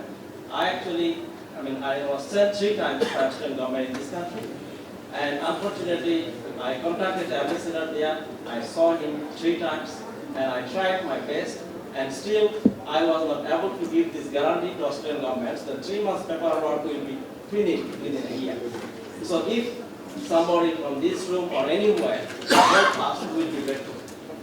And thank you very much. I think some of you should really volunteer in terms of how to resolve this kind of problems. And if you are interested, you can talk to me. We can be of some facilitation somewhere, if you are interested. Be in touch, please. Yeah. I'm 39. Korea তারপর করতো, Malaysia তারপর করতো, Indonesia তারপর করতো, Thailand তারপর করতো, শ্রীলঙ্কা তারপর করতো, আমরা করছি বিকজ তারা নেক্সট লেভেলে চলে গেছে। আমরাও 20 বছর নেব নেক্সট লেভেলে যেতে পারছি না। আমাদের দেশে বিভিন্ন pressure group, all the respect to their activities, তারা ভালো করছেন, বাংলাদেশের গার্মেন্টসের প্রবলেমগুলো তুলে ধরতে। এখন সেটা নেগেটিভ যে ইমেজটা দেশের বাইরে নিয়ে যাচ্ছে, সেটার জন্য আমরা দেশের সরকার, বিজিএমইএ, এন্টারপ্রেনিয়ার্স, ইন্ডিভিজুয়ালস, রাষ্ট্রযন্ত্র হাতকে যদি জাস্ট স্কিল ডেভেলপমেন্টে আমরা শুধু 1 মাসে শ্রমিকদেরকে ট্রেনিং দিয়ে থাকি, 1 মাসে মেশিন খুলি ঝুঁকিতে, 1 মাসে জাহাজে আসে, আর 1 মাস গেট থেকে ধরে নিয়ে গিয়ে মেশিনে বসিয়ে হাত সোজা করে তাদেরকে দক্ষ শ্রমিক করে 3 মাসে তারা স্কিল ওয়ার্কার হয়ে যায়, এন্ড তারা নেক্সট লেভেলে চলে যাচ্ছে। তাদেরকে কি আমরা পারি না 2 মিলিয়ন ওয়ার্কার্সের কান্ট্রিতে 75% অফ রেভিনিউ যেখানে আসে 10 বিলিয়ন লাস্ট 15 ইয়ার্স, আমার শ্রমিক ভাইদেরও 10 বিলিয়ন, এটাকে আমরা 30 বিলিয়নের কথা বলছি আগামী 10 years, because China and India is giving up or their আনটিডেন্টাল চলে যাচ্ছে, সেটা আমরা কি করতে যাচ্ছি? আমি সেখানে ভলান্টিয়ার হতে চাই, মার্টিন লুথার কিং হতে চাই, আমি আমার জব ছেড়ে দিয়ে সরকারের সাথে কাজ করতে চাই। This is my volunteer offer today. আমি 15 বছরের জব এক্সপেরিয়েন্স নিয়ে কথা বলছি, এটা একটা।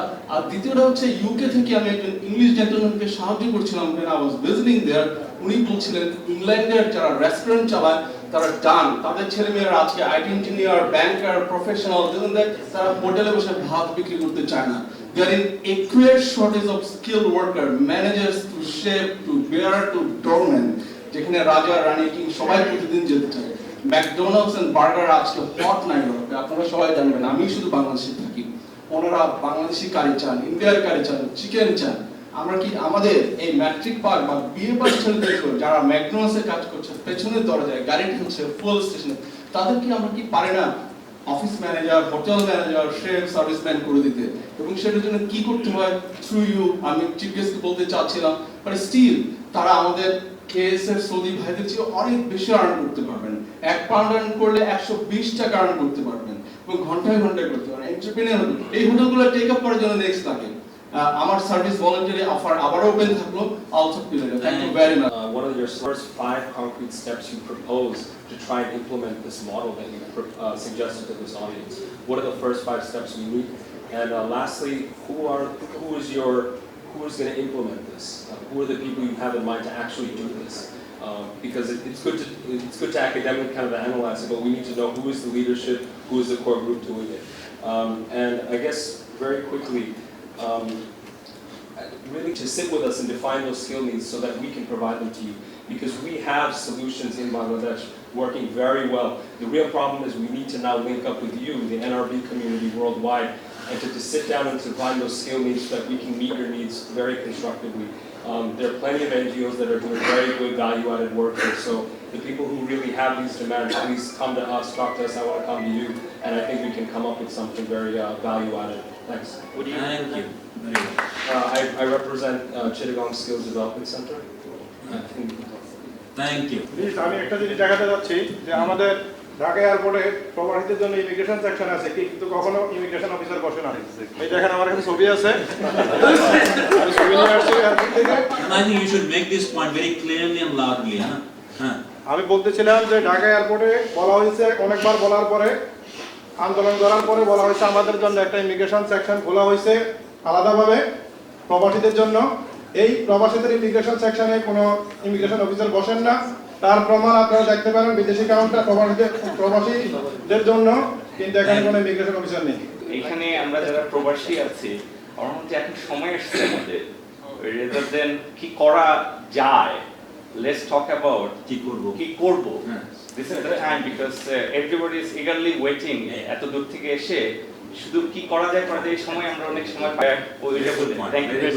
Let's do a planning section. Yes.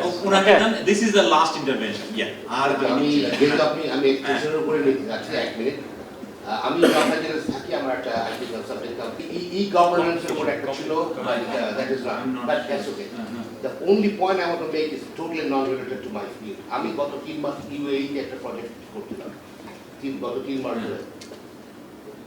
আমাদের, আপনি তো ডক্টর মোহাম্মদ যেমন বললেন, ড্রাইভার আমরা সবাই, যখন আমি তাদেরকে বললাম যে আমি এখান থেকে ঢাকায় যাচ্ছি এই রানির জন্য, তারা বললো আমাদের জন্য শুধু একটা মেসেজ নিয়ে যান, and I want to tell you that message. 1 out of 3 workers ওখানে, বাকি যেন ওরা পয়সা দিয়ে যায় 2 লাখ বাড়ি দেখে, and they have to work 2 to 3 years to pay back that debt, and many times at an exorbitant rate. I talked to to one Dr. Belal, an African American doctor who works for the Sharjah ruler. They said, we, the government, can do nothing, we don't even know anything about it. I talked to the Indians, workers, they don't have to pay any money. Pakistani workers don't have to pay money. But every 1 out of 3 Bangladeshis This is not only in UAE, this is everywhere. Everywhere. Who are these crooks in Bangladesh who are exploiting our people into slavery? I'll come back to the presenters for quick response. Kaisar এবং Zakir policy ব্যাপারে ফিরে আসছি আমি পয়েন্টে cover করছি lifelong আপনি বসেন আমি তো লাইফলং লার্নিং স্কিলের ব্যাপারে কোনো ডিগ্রি আপনি এখন খুঁজে লেভেলের আমাদের গ্র্যাজুয়েশনের দরকার নাই ওয়েদার হওয়ার জন্য diploma is the maximum degree graduation ওখানে আজকে অনেক ইউনিভার্সিটি অনারারি গ্র্যাজুয়েশন দিয়ে থাকে but that's a honour lifelong learning যদি আমরা ইন্ট্রোডিউস করি তাহলে এটা বেশি সেকেন্ড পয়েন্ট ইঞ্জিনিয়ারিং এর প্রসঙ্গে এখানে আসছে আমি ইমিগ্রেশন নিয়ে কাজ করি বহু বছরের লাইনে আমাদের বাংলাদেশের ইমপ্রেশন হচ্ছে এখান থেকে কানাডায় যাব আমি ইঞ্জিনিয়ার ওখানে গিয়ে ইঞ্জিনিয়ার হব ওখানে ইঞ্জিনিয়ার হওয়ার আগে কেউ নিজেকে প্রশ্ন করে না am I capable to become an engineer এখানে কোনো লাইসেন্সিং নাই except medical organisation doctors and nurses এখানে কোনো লাইসেন্সিং সিস্টেম নাই একজন বিএসসি ইঞ্জিনিয়ার হলে শুধু মেম্বারশিপ নেওয়া যায় ইঞ্জিনিয়ারিং ইনস্টিটিউটের আন্ডারে ওরা রেগুলেট করে না ওরা ডিসিপ্লিন করতে পারে না ইঞ্জিনিয়ারদের বাইরে কি হয় engineers are being regulated by licensing authority কেউ যদি ম্যাল প্র্যাকটিস করে তাকে পানিশমেন্ট দেওয়ার অথরিটি রাখে ওরা লাইসেন্স ক্যান্সেল করে দিতে পারে আমাদেরও সেম থিং আমরা যদি ম্যাল প্র্যাকটিস করি কালকে জেলে করে দেবে লাইসেন্স ক্যান্সেল করে এই ধরনের কোনো কন্ট্রোল এখানে নাই ওখানে গিয়ে যখন দেখে যে একজন ইঞ্জিনিয়ার আমি ইঞ্জিনিয়ারিং জবে অ্যাপ্লাই করতে চাই he cannot be even qualify for to become a mechanic because to become a mechanic he needs a licence এখান থেকে আগে চিন্তা করা উচিত আমি যখন বাইরে যাব আমি কোয়ালিফাই করি কিনা সেই জবের জন্য সো এটা সব ক্ষেত্রে সত্যি স্কিল ওয়ার্কারদের ব্যাপারে বলছি এখানে অনেক ম্যানিপুলেশন হয় অনেক চিটিং হয় অনেক আনস্ক্রুপুলাস প্র্যাকটিস এক্সিস্টিং ইন বাংলাদেশ এটার কারণ হচ্ছে আমরা নিজেরাই আনস্কিল ওয়ার্কার ইন্ডিয়ানদের কথা চিন্তা করেন একজন স্কিল ওয়ার্কার সে যদি প্রপারলি এডুকেটেড হয় তাকে ঠিক করা খুব কঠিন কাজ আজকাল ওয়েব পেজ ওয়েবসাইট এভরিওয়্যার আপনি আপনার ডেস্কে বসে অ্যাপ্লাই করতে পারেন for a job in Alberta if you have a Canadian welding licence কারোর কাছে যেতে হবে না সাহায্যের দরকার হচ্ছে ইনফরমেশন সাহায্যের দরকার হচ্ছে টেকনিক্যাল সাইড নট মানি এখন আমরা যদি এই জিনিসগুলো না জানি ওই এজেন্ট যারা ম্যান পাওয়ারের বিজনেস করছেন যখন গ্রামের থেকে একটা লোক আসে যখন দেখে তার কোনো আইডিয়া নেই তাকে বলে আমি কাউকে পাঠিয়ে দিচ্ছি আপনাকে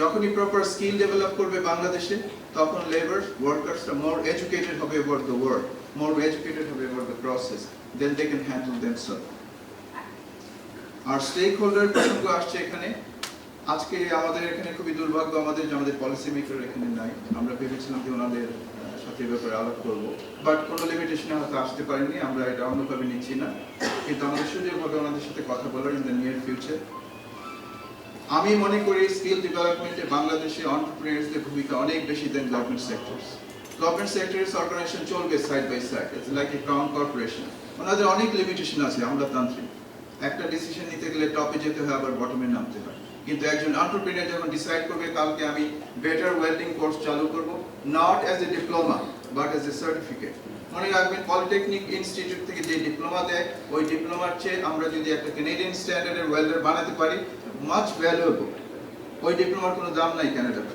আমেরিকাতে আমাদের দরকার হচ্ছে সার্টিফিকেশন আমাদের দরকার হচ্ছে স্ট্যান্ডার্ড কোয়ালিটি কোথা থেকে আসছে সেটা ইম্যাটেরিয়াল ওখানে গেলে এমপ্লয়ার দেখবে তুমি টেস্ট করো তুমি কোন লেভেলের welder if he is satisfied you are employed other you are fired অনেকে গেছে ওখানে গিয়ে ভিকটিম হয়েছে এখান থেকে বলা হয়েছে যে আমরা নিয়ে যাবো 1 মাসের মধ্যে 1 মাসের ট্রেনিং দিয়ে ওয়েল্ডার হওয়া যায় ইটস এ নাইটমেয়ার যদি কেউ শুনে কানাডা বা আমেরিকা নাইটমেয়ার আর স্টেক হোল্ডারে গভর্নমেন্টের সাপোর্ট তো ডেফিনেটলি লাগবে এখানে একটা অর্গানাইজেশন সেট আপ করার ব্যাপারে আমরা কাজ করছি কলেজ নাম দেওয়া যাবে না অথচ কলেজ নামের একটা অ্যাডেড ভ্যালু থাকে সমস্যা কোথায় কলেজ নাম দেওয়া আমি তো বুঝি না তারপর আমরা আসলাম স্কুল নাম দেওয়া যাবে না মিনিস্ট্রি অফ এডুকেশনের পারমিশন লাগবে সমস্যা কোথায় স্কুল নাম দেয়? It's a name. যদি এখানে প্রপারলি রেজিস্টার্ড একটা অর্গানাইজেশন হয়, স্কুল হচ্ছে একটা নাম, আর কিছু না। দেখতে হবে যে ওখানে কি হচ্ছে, right or wrong, that should be control. Name is immaterial. তারপর সেন্টার নাম চাইলাম, দেয়া যাবে না, তখন লিমিটেড কোম্পানি হিসেবে নাম প্রপোজ করা হবে। That is the reality in our organisation, in our country. এসব সমস্যা যদি দূর না করা যায়, এনআরবি যারা বাইরে আছেন ইন্টারেস্টেড এখানে কাজ করার জন্য, আমরা হয়তো আলটিমেটলি আমাদের ইন্টারেস্ট হারাবো। আমার মনে হয় মেসেজটা থ্রু হওয়া উচিত। Interest হারালে চলবে না।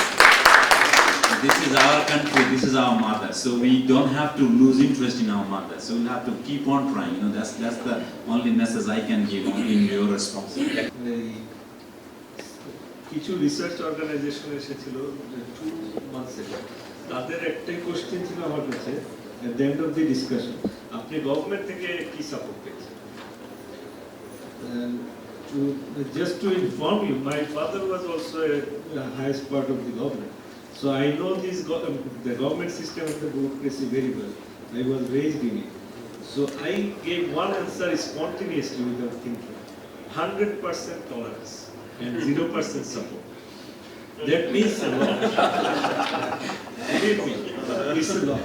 Very good. So when I came back in 1999, my colleague doctors who are still working in USA, and I was having a good life as well, they gave me a challenge that within 6 months you will come back, and if you can stay more than 6 months, we will change our names. They didn't change their names. That's a good news. And believe me, I'm talking as I defected from US NRB to UAE NRB. So believe me, it's not easy when you come back. And this medical call center project is a result of my personal dilemma with my own daughter, who was 4 years old in 1999. At 2 a.m. after midnight, for a medical crisis, I could not contact anyone in Bangladesh, although I'm being a doctor. And subsequently I thought that what happens to the normal people? So we must create an access point. So doing, business in Bangladesh has its rewards and its disadvantages. You have to accept it. This is part of our life. So I tell all the NRBs, many doctors come to our offices, for various purposes. I always tell them, if you want to help your country, get your feet, soaked in the soil. Otherwise, don't even think about it. So now there was one comment, nice comment from Mr. Abdul Manan. Sorry, I'm not giving you that. The remittance issue through banks, either attached with the embassy, that has the limitation, because embassies are located in the major city, or maybe more than one city. So I have been advising the financial institutions in the Gulf country to tag it to the mobile phone system, which one project already successfully running in Malaysia. They are using mobile phone to remit money. So that those items, coming up in the market. And there is another problem in Saudi Arabia. And as I'm being a doctor, I have many doctors, Saudi doctors. So when you see a doctor, you get a health problem, it's usual. So when they see me, they ask me, can you send me some radiologist, can you send me some nurses? I said, I have none. I don't have any from Bangladesh to send there. And for the laborers, there is some image problem. I told, when I tell them, take some more laborers, skilled and unskilled, their answer is, Bangladesh kothay strike kore. This is image problem, and it is impacting our labor force export. I'm just sharing my experiences with the last 5 years. And Mr. Qazi Hussain, engineer from USA, said IT skill development, we need to do some IT skill development. আমাদের এখানে অনেক initiative আছে এবং there are some dedicated organizations working behind it. কিন্তু problem হচ্ছে industry আর আপনি skill development প্রসেসের মধ্যে মার্জিন নাই, মানে there is not much collaboration. So what we did, we have some unique telecommunication system being used for healthcare. So we are collaborating unofficially. We are offering to IUB, International Independent University Bangladesh, their master's students to do some postgraduate training. And even I was invited for their master's certification exam. So these kind of collaborations are very much important for skill development, even in And there is another important question, consultant from USA. Someone asked, I didn't get the name correct. The IT and telecom working together and for healthcare. This is a unique system. We call it HIT, Health Information Technology. So I'm basically e-health technology person. So HIT hasn't picked up good enough in Bangladesh because of the bandwidth issue and the other cost-related costs. But yesterday, BTRC chairman, Bangladesh Telecom Regulatory Commission chairman, I was amazed by his address. Even if 50% of what he said yesterday is done, then we will be 10 years ahead with tomorrow. And Mr. Topon, that was the comment only. And Mr. Shalom from Qatar, to raise visa issue. That is the problem. When I went to Bahrain for the first time, they were talking very high of Bangladeshi people. My colleagues are owners of the banks even. They said that I go to the Bangladeshi barber all the time. And it's a simple barber shop. And he goes there because his behavior is good. So we have, some places we have good image, some places we have bad image. And this may have resulted, I'm not sure, my idea, due to our political involvement abroad. So there is some issues involved.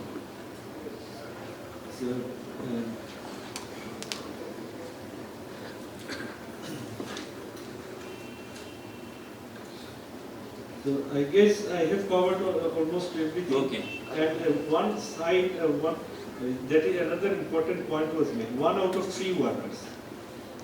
And what was your comment? 1 out of 3 workers to be at least? They have to pay extra. This payment, on 1st of January, a Malaysian healthcare team is coming, government team, and nobody knows about it, not even the Bangladesh government. I thought that I would have informed the health expertise advisor today. I will request 3 of the guests to speak for 5 minutes each. I'm sorry I could not give them more because I wanted to cover more on the ground actually, and I think I have done it. And Mr. C.M. Alam, to start with. Good afternoon all, and again NRB is welcome to Bangladesh.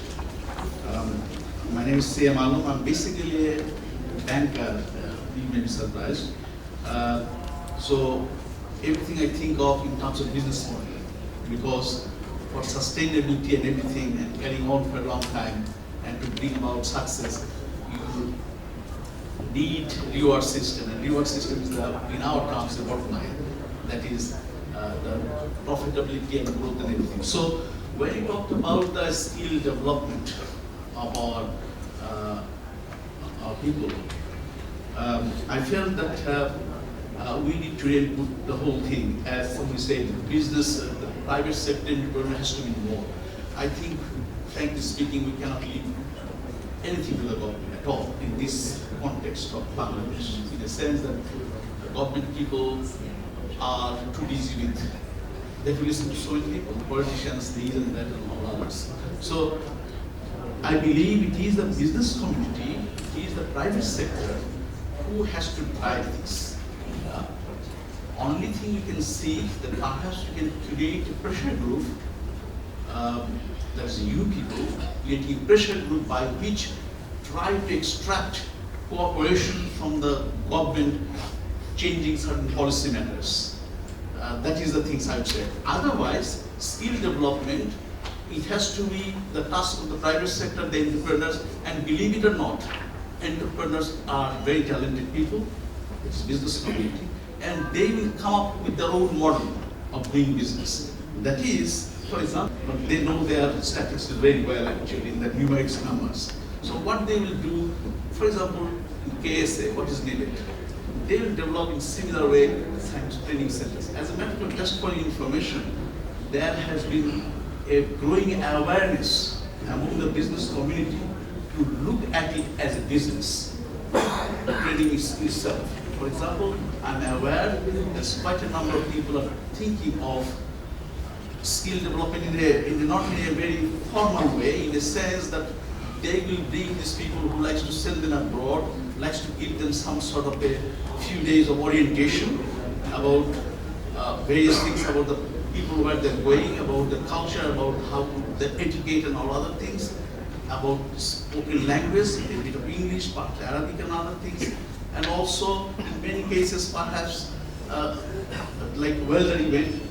There's a place called Burashal, there's a lot of welders there, I understand, gas pipe laying people are working, and so they know where to get, and so I'm saying that the entrepreneurs and the business community will come forward, and I think they can smell, if I may use the kind of a word, smell the business is there. And I think that's a good thing. People know it is a business from which they can also benefit. It is a benefit from each party. People who are getting the training and getting skilled, they will be benefited because they will be getting higher sort of a reward system and salaries. And the people who are training them and then people who are investing them, they all will be benefited. So I think my sort of a suggestion will be NRBs and the local people, they should have a kind of a, for the skill development, they should have a create pressure group, be it formal or informal.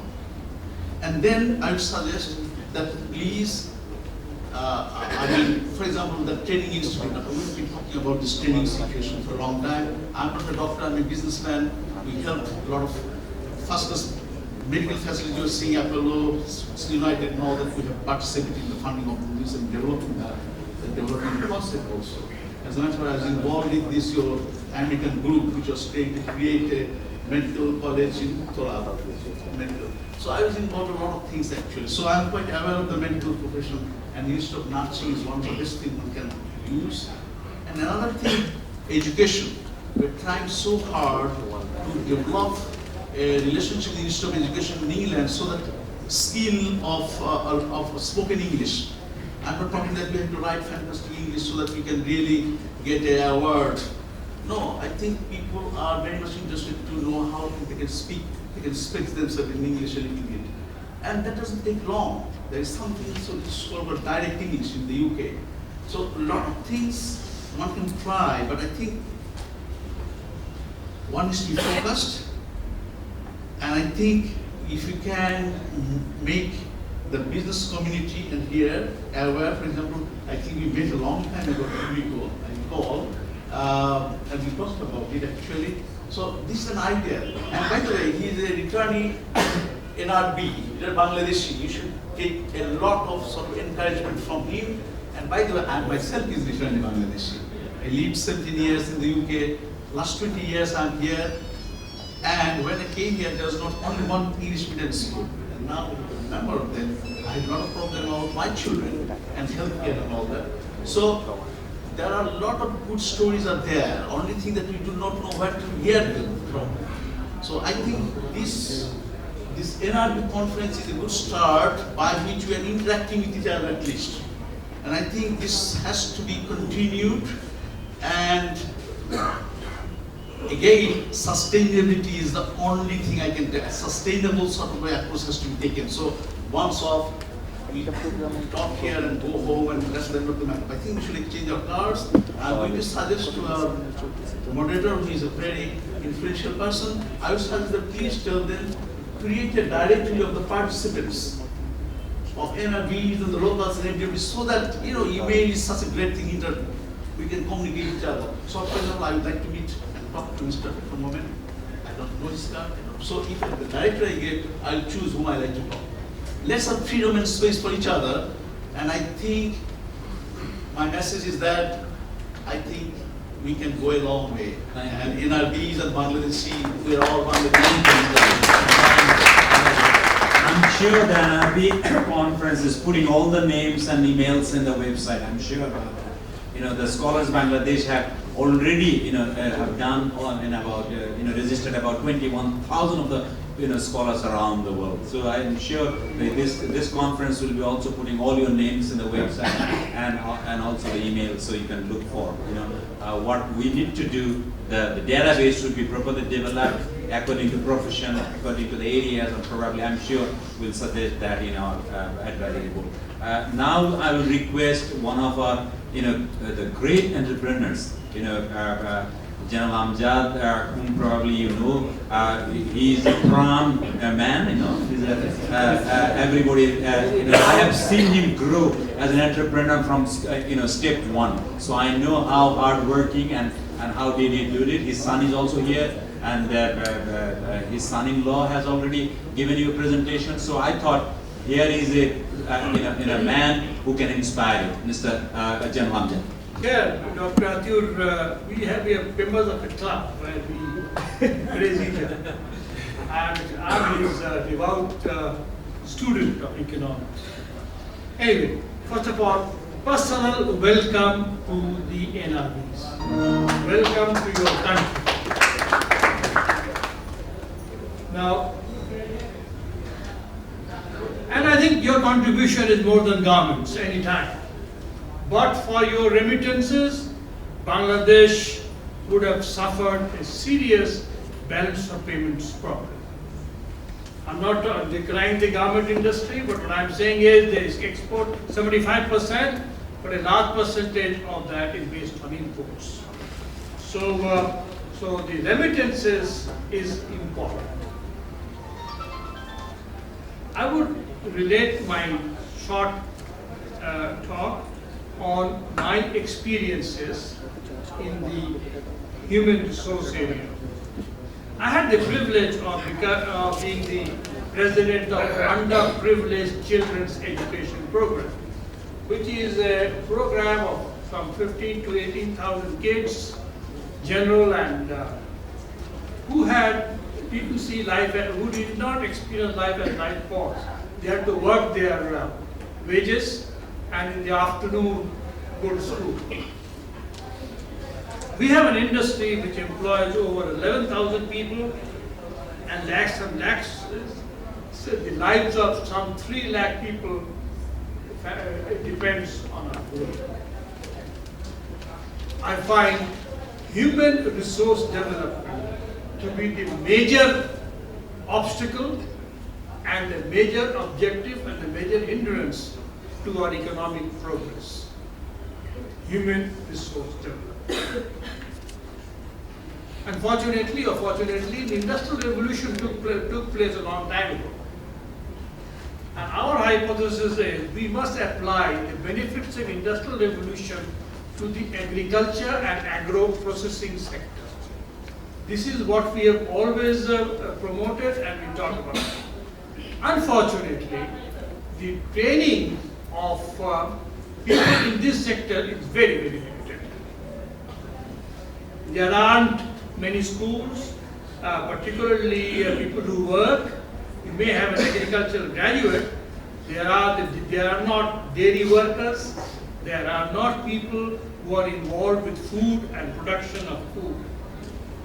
This is, I want to tell you, the utter neglect of the society to a very, or most important sector. And I guess most NRBs, when they come to Bangladesh, they have a stomach problem to start off with.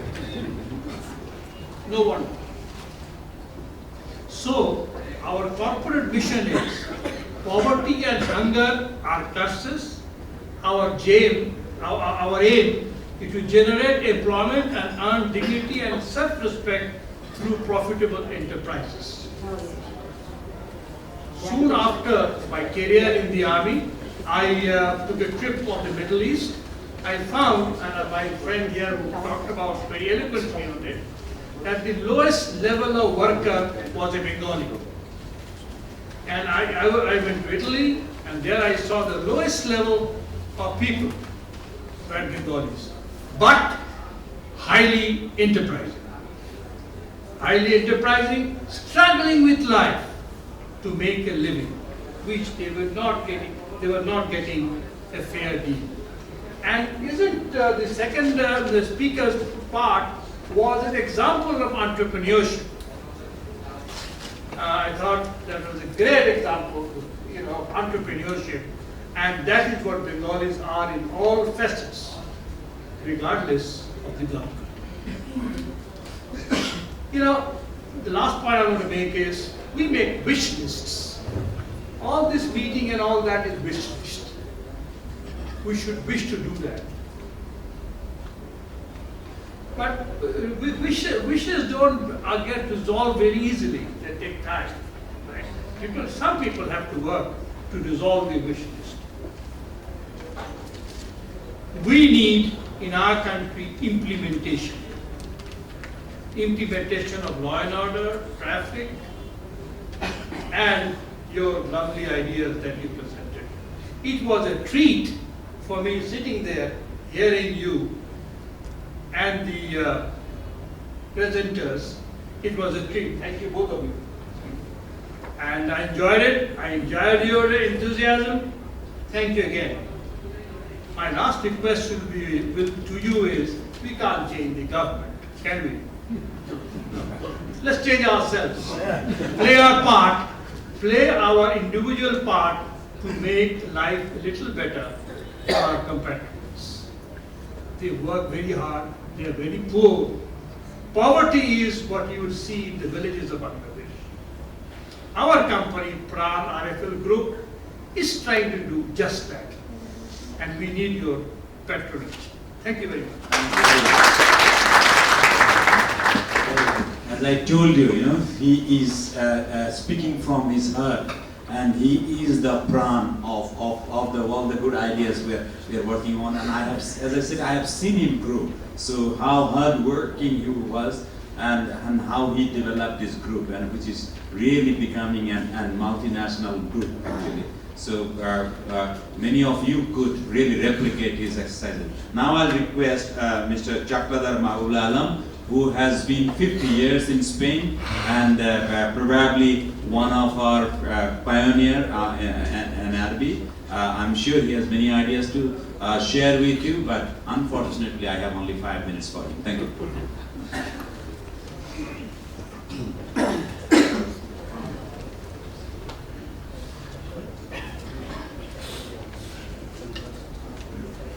Assalamu alaikum. I shall follow the example of my two previous speakers. I'm going to talk to you about my personal experience. কেননা আমার নিজেদের যেটা অভিজ্ঞতা সেটাই বোধহয় সবচেয়ে উত্তর হতে পারে আপনাদের জন্য। So this is true that I have been out of the country for the last 50 years. That does not necessarily mean that I have lived all this time in Spain. Actually, approximately over 35 years, I was in international finance. So in that capacity, I traveled all over the world, and I have had the opportunity to see many Bangladeshis in many parts of the world. And I have heard from many of the NRDs here that it seems there is an image problem. But I'm afraid I do not agree with it entirely. Each country, there are people, good people, bad people, and indifferent people. I tell you one thing. In Spain, as I said the other day, I was the first one, first Bangladeshi to be there, because that was in the 50s. And it was extremely difficult to find someone to speak my language. That is unfortunately the reason why I have lost a bit my language, Bangla. Then gradually they started coming to Spain and to other European countries. I've been to Italy, like General, like the Mr. General, and I have been to France. I have been to all these countries, all the European countries, and I can assure you that we Bangladeshis, we are very poor people, but we have got this tremendous entrepreneurial capacity. As General Amzad just now told you all this. And believe it or not, I have seen people in Spain, they were literally street vendors. And they would carry their handkerchiefs and ties and all that.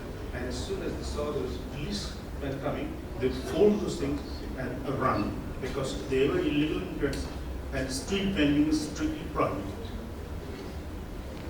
And I would speak to them, where do you come from? I would say, oh, I come from Noakhali, I come to say that. I come from Faridpur and all that. So why are you here? I said, well, we don't have many opportunities in our country, so I come here. I said, is this life? He said, sir, this is what we can do. And then after 6 months or a year, I would look for them and I would find them somewhere. What are you doing now? Oh, sir, I'm going to look at the shop. Where is it? Oh, it is in the central area of Spain. Have you bought it? You don't know, no, sir, I've rented it. Okay. And after a year or so, or 2 years, I would go back and find it. And he would tell me, do you know, sir, I have bought this, look, this is mine. And I said, what about Babu, the little boy that we were in China? Oh, he goes to school. He said, oh, so you're doing fairly well, aren't you? And believe it or not, I have spoken to so many of them. And I was amazed to find that they were well accepted in the community. In other words, so not even our community, Bangladesh community, the Spaniards. I've spoken to many Spaniards. What do you think about it? He said, look, you seem to be very poor, but you are absolutely honest and very hardworking, which, you know, because somebody said that image that our unskilled workers are not hardworking, which is not true. In my experience, I've found that they are very highly regarded.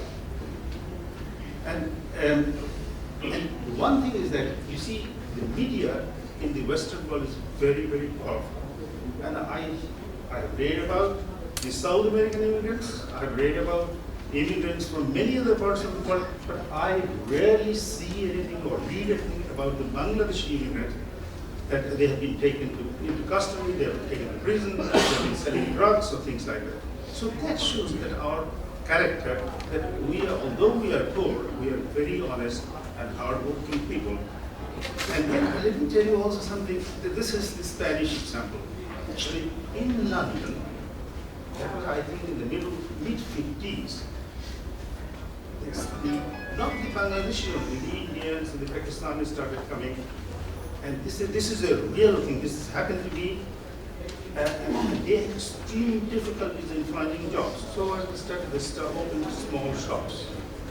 And these are the 24-hour shops. Because the law said that you open your shop, keep your shop open only for 8 hours. So what they did, they had a back door. And everybody around, all the British people knew that that shop was open on Sundays, Saturdays, and midnight and all. So they would go around the garden and go in there because the police couldn't come because at that time officially the shop was closed. And they would do almost 24 hours they would do business. I'm telling you, Mr. Why is this talking to us about this? The reason is that those are the gentlemen, those are the people, the Bangladeshis, and I'm afraid I hope you don't mind my mentioning the Indians, the Pakistanis. Those are the people, after 10, 12, 15 years I have gone back and I have talked to them about, I said, what about your children? They said, oh, sir, some of them were doctors, some of them were engineers, some were accountants. So you see, this is wonderful to hear that people who have gone there without anything, they have done well. And that also gives it a good image to our country. So I do not entirely agree that we have a bad image. This is the first point that I want to make. The second point I want to make is about skill learning. In my personal experience, I found that in Spain, what they have done, this is a real thing, this is not something, what they have done, they brought the private sector and the public sector together. As you know, Spain has developed tremendously. Over the last few years, it has grown at the rate of 4 or 5% per year, which for a European country is quite significant. So what they have done, they leave it had a population of only 37 million people. Now the population has grown to 44 million. And where did we get all these people from? They are all immigrants. Among them, the 20,000 Bangladeshis are immigrants. So what did he? You know that what we in Bangladesh we have our annual budget. Annual budget, preparation of the annual budget is a very lengthy process. Okay, so what they did there, so took by sector, and they decided in which sector, how many skilled and unskilled people they will need. So they, after some, this is a macroeconomic affair, so naturally it cannot be tied down to one or two or three, but on the general basis they found that they will probably need, taking the example of our first presenter, they said, say 100 welders. So we do not have 100 welders, so we need 100 welders in 2008. So then we start the preparations. So what we have done, open schools, technical schools, with the government of Senegal and Mauritania and all these places where you also mentioned about the certification, and that is a big problem because you can have wonderful certificates saying that you are an MA, you are this, that, and the other, but when you go and then the fellow says, can you do this? No, sir, I cannot do this. Out. I mean, all the certificate is of no value at all. So what they have done, brought the two things together with the help of the government of Senegal, Mauritius, and all these surrounding West African countries. They have opened technical schools. So, according to their estimates, they inform the government or the private organization or whoever that they need 50 skilled people in this field. And they train them. And the Spanish government not only sends the technical professors, they also help them with finance, with funding. So, as far as the Senegalese government is concerned, they also help with their instructors. And at the end of it, the certification is given. Sorry. 1 minute. Okay. The certification, they have no problem because the certificate, when it is issued, that certificate is validated not only by the local government or the local institution, by the government of Spain also. So when the fellow comes to Spain, he has absolutely no problem in finding a job because he has already been trained, educated, and also certificated, if that is the right word. So I'm not going to take more time. Only thing is, unfortunately, we know about this problem of our government and all that. And it's the pity, this is true, that I have myself experienced in many foreign Bangladeshi embassies all over the world, that if you are somebody, you are treated as though you are a member of the cabinet. And the Bangladeshis sitting outside, they have very difficult time in getting to see the right officer. And they are treated in such a manner, I have personally found it actually, frankly, it's not the right thing to do. It's not the right thing. And I wish somebody from the government were here so that we could make our point. And I plead with everybody, anybody who has any authority or power or connection with the government, to tell them that that is not the right way to treat the NRB, because if not for anything, for the remittances that we send from abroad, which helps this country. Third point, this is the last one, sir. Just how the Spanish team. I shall definitely mention the 3 points they have mentioned, that they raised to the advisor in my meeting, if he's here. I'm sure you will. Okay, thank you very much. Thank you. I really don't want to speak now because, as I promised you, I'll forego my discussions because I'm already overrunning the time. I'm a bad manager. I could not manage the time, you know. We are already 15 minutes over the time, so I want to thank you all, and particularly the presenters, and also the guests who are sitting in the podium, and also many of you who have raised questions. I must say that, you know, as Mr. Alam said, you know, if there were a government representative here, if I were the chief guest, I would have deputed my secretary to come here and take notes what you are all speaking. But anyway, this is the style of the governance in Bangladesh, and we'll have to live with it for some time, maybe. But don't lose heart. As I told you earlier, don't lose heart. I fully echo Dr. Jakir's number. The comment he said, 100% tolerance and 0% support. That should be the reality, ground reality, and we should move on. And I also agree with one of the interventions from there. They said, we have talked enough. Let's do something now. Let's get together.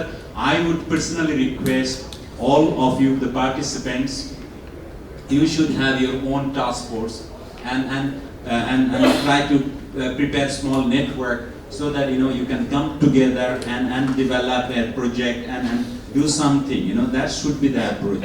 And I'm sure, despite all the problems, Bangladesh is still moving. As you can see, how Jakir has done his enterprise. I'm sure many of you can do that. This will be শুরুতে আমি যেটা বলেছিলাম, আপনার মনে হচ্ছে যে আমাদের সবচেয়ে বড় বিপর্যয় ঘটে গেছে আমাদের শিক্ষা ব্যবস্থায়। সুতরাং I will request you to come back and set up the centers, যেটা ট্রেনিং সেন্টার বলেন অথবা ইউনিভার্সিটি বলেন. There are a lot of private universities, but I don't see any NRB university. The NRB should start doing an university as good as Harvard. I'm sure many of them are teaching around that standard university, but they are not putting in together. অথবা কোনো একটা ইউনিভার্সিটিতে তারা they should have the joint enterprises so that they can make this the best university. কারণ আমাদের এখান থেকে ছেলে মেয়েদের বিদেশে পড়াতে হলে কত টাকায় না খরচ করতে হয়, ফ্ল্যাট বিক্রি করে তারপরে বাচ্চাদের আমাদের পড়াতে হয়. So if we can have that standard university in Bangladesh, we can always get that. That is also a sort of training center actually. ওই জিনিসগুলো আমাদের করতে হবে এবং আমি আবারও আপনাদের বলবো যে don't lose your heart. আমাদের we are our very good stock. আমাদের জনগণ যেটা চাকলাদার ভাই বললেন, এতই হার্ড ওয়ার্কিং. এই বাংলাদেশেও মাত্র $1 দিনে ইনকাম করে 5 জন পরিবার নিয়ে তারা টুকটাক করে বেঁচে আছে. Don't you think they are a great entrepreneur? সুতরাং let's heads off to them and take lessons from them and do something for the country. I tell you, Bangladesh has a great future. This over here. রবীন্দ্রনাথের কথা দিয়ে আবার শেষ করি. আমি রবীন্দ্র প্রেমিক. আমি আবার বললাম যে দারিদ্র্যের ভয়টা যেটা, সেটা আসলে ভূতের ভয়. মানুষ এই ভূতের ভয় পায় যখন একত্রিত হতে পারে না, একা একা থাকে. যখনই আমরা ঐক্যবদ্ধ হই তখনই আমাদের এই ভূতের ভয় কেটে গেছে. আমরা 71-এ একবার ঐক্যবদ্ধ হয়েছিলাম, আমরা পাকিস্তান নামের ভূতটি আমরা ছুঁড়ে ফেলে দিয়েছিলাম. এখন আবারও বলছি যে আমরা ঐক্যবদ্ধ হব এবং সামনের দিকে এগিয়ে যাব. কারণ আমাদের টাকার অভাবটাই বড় অভাব না, অভাবটা ভরসা, আস্থা. সুতরাং let's create an environment where we can all work together. Thank you very much.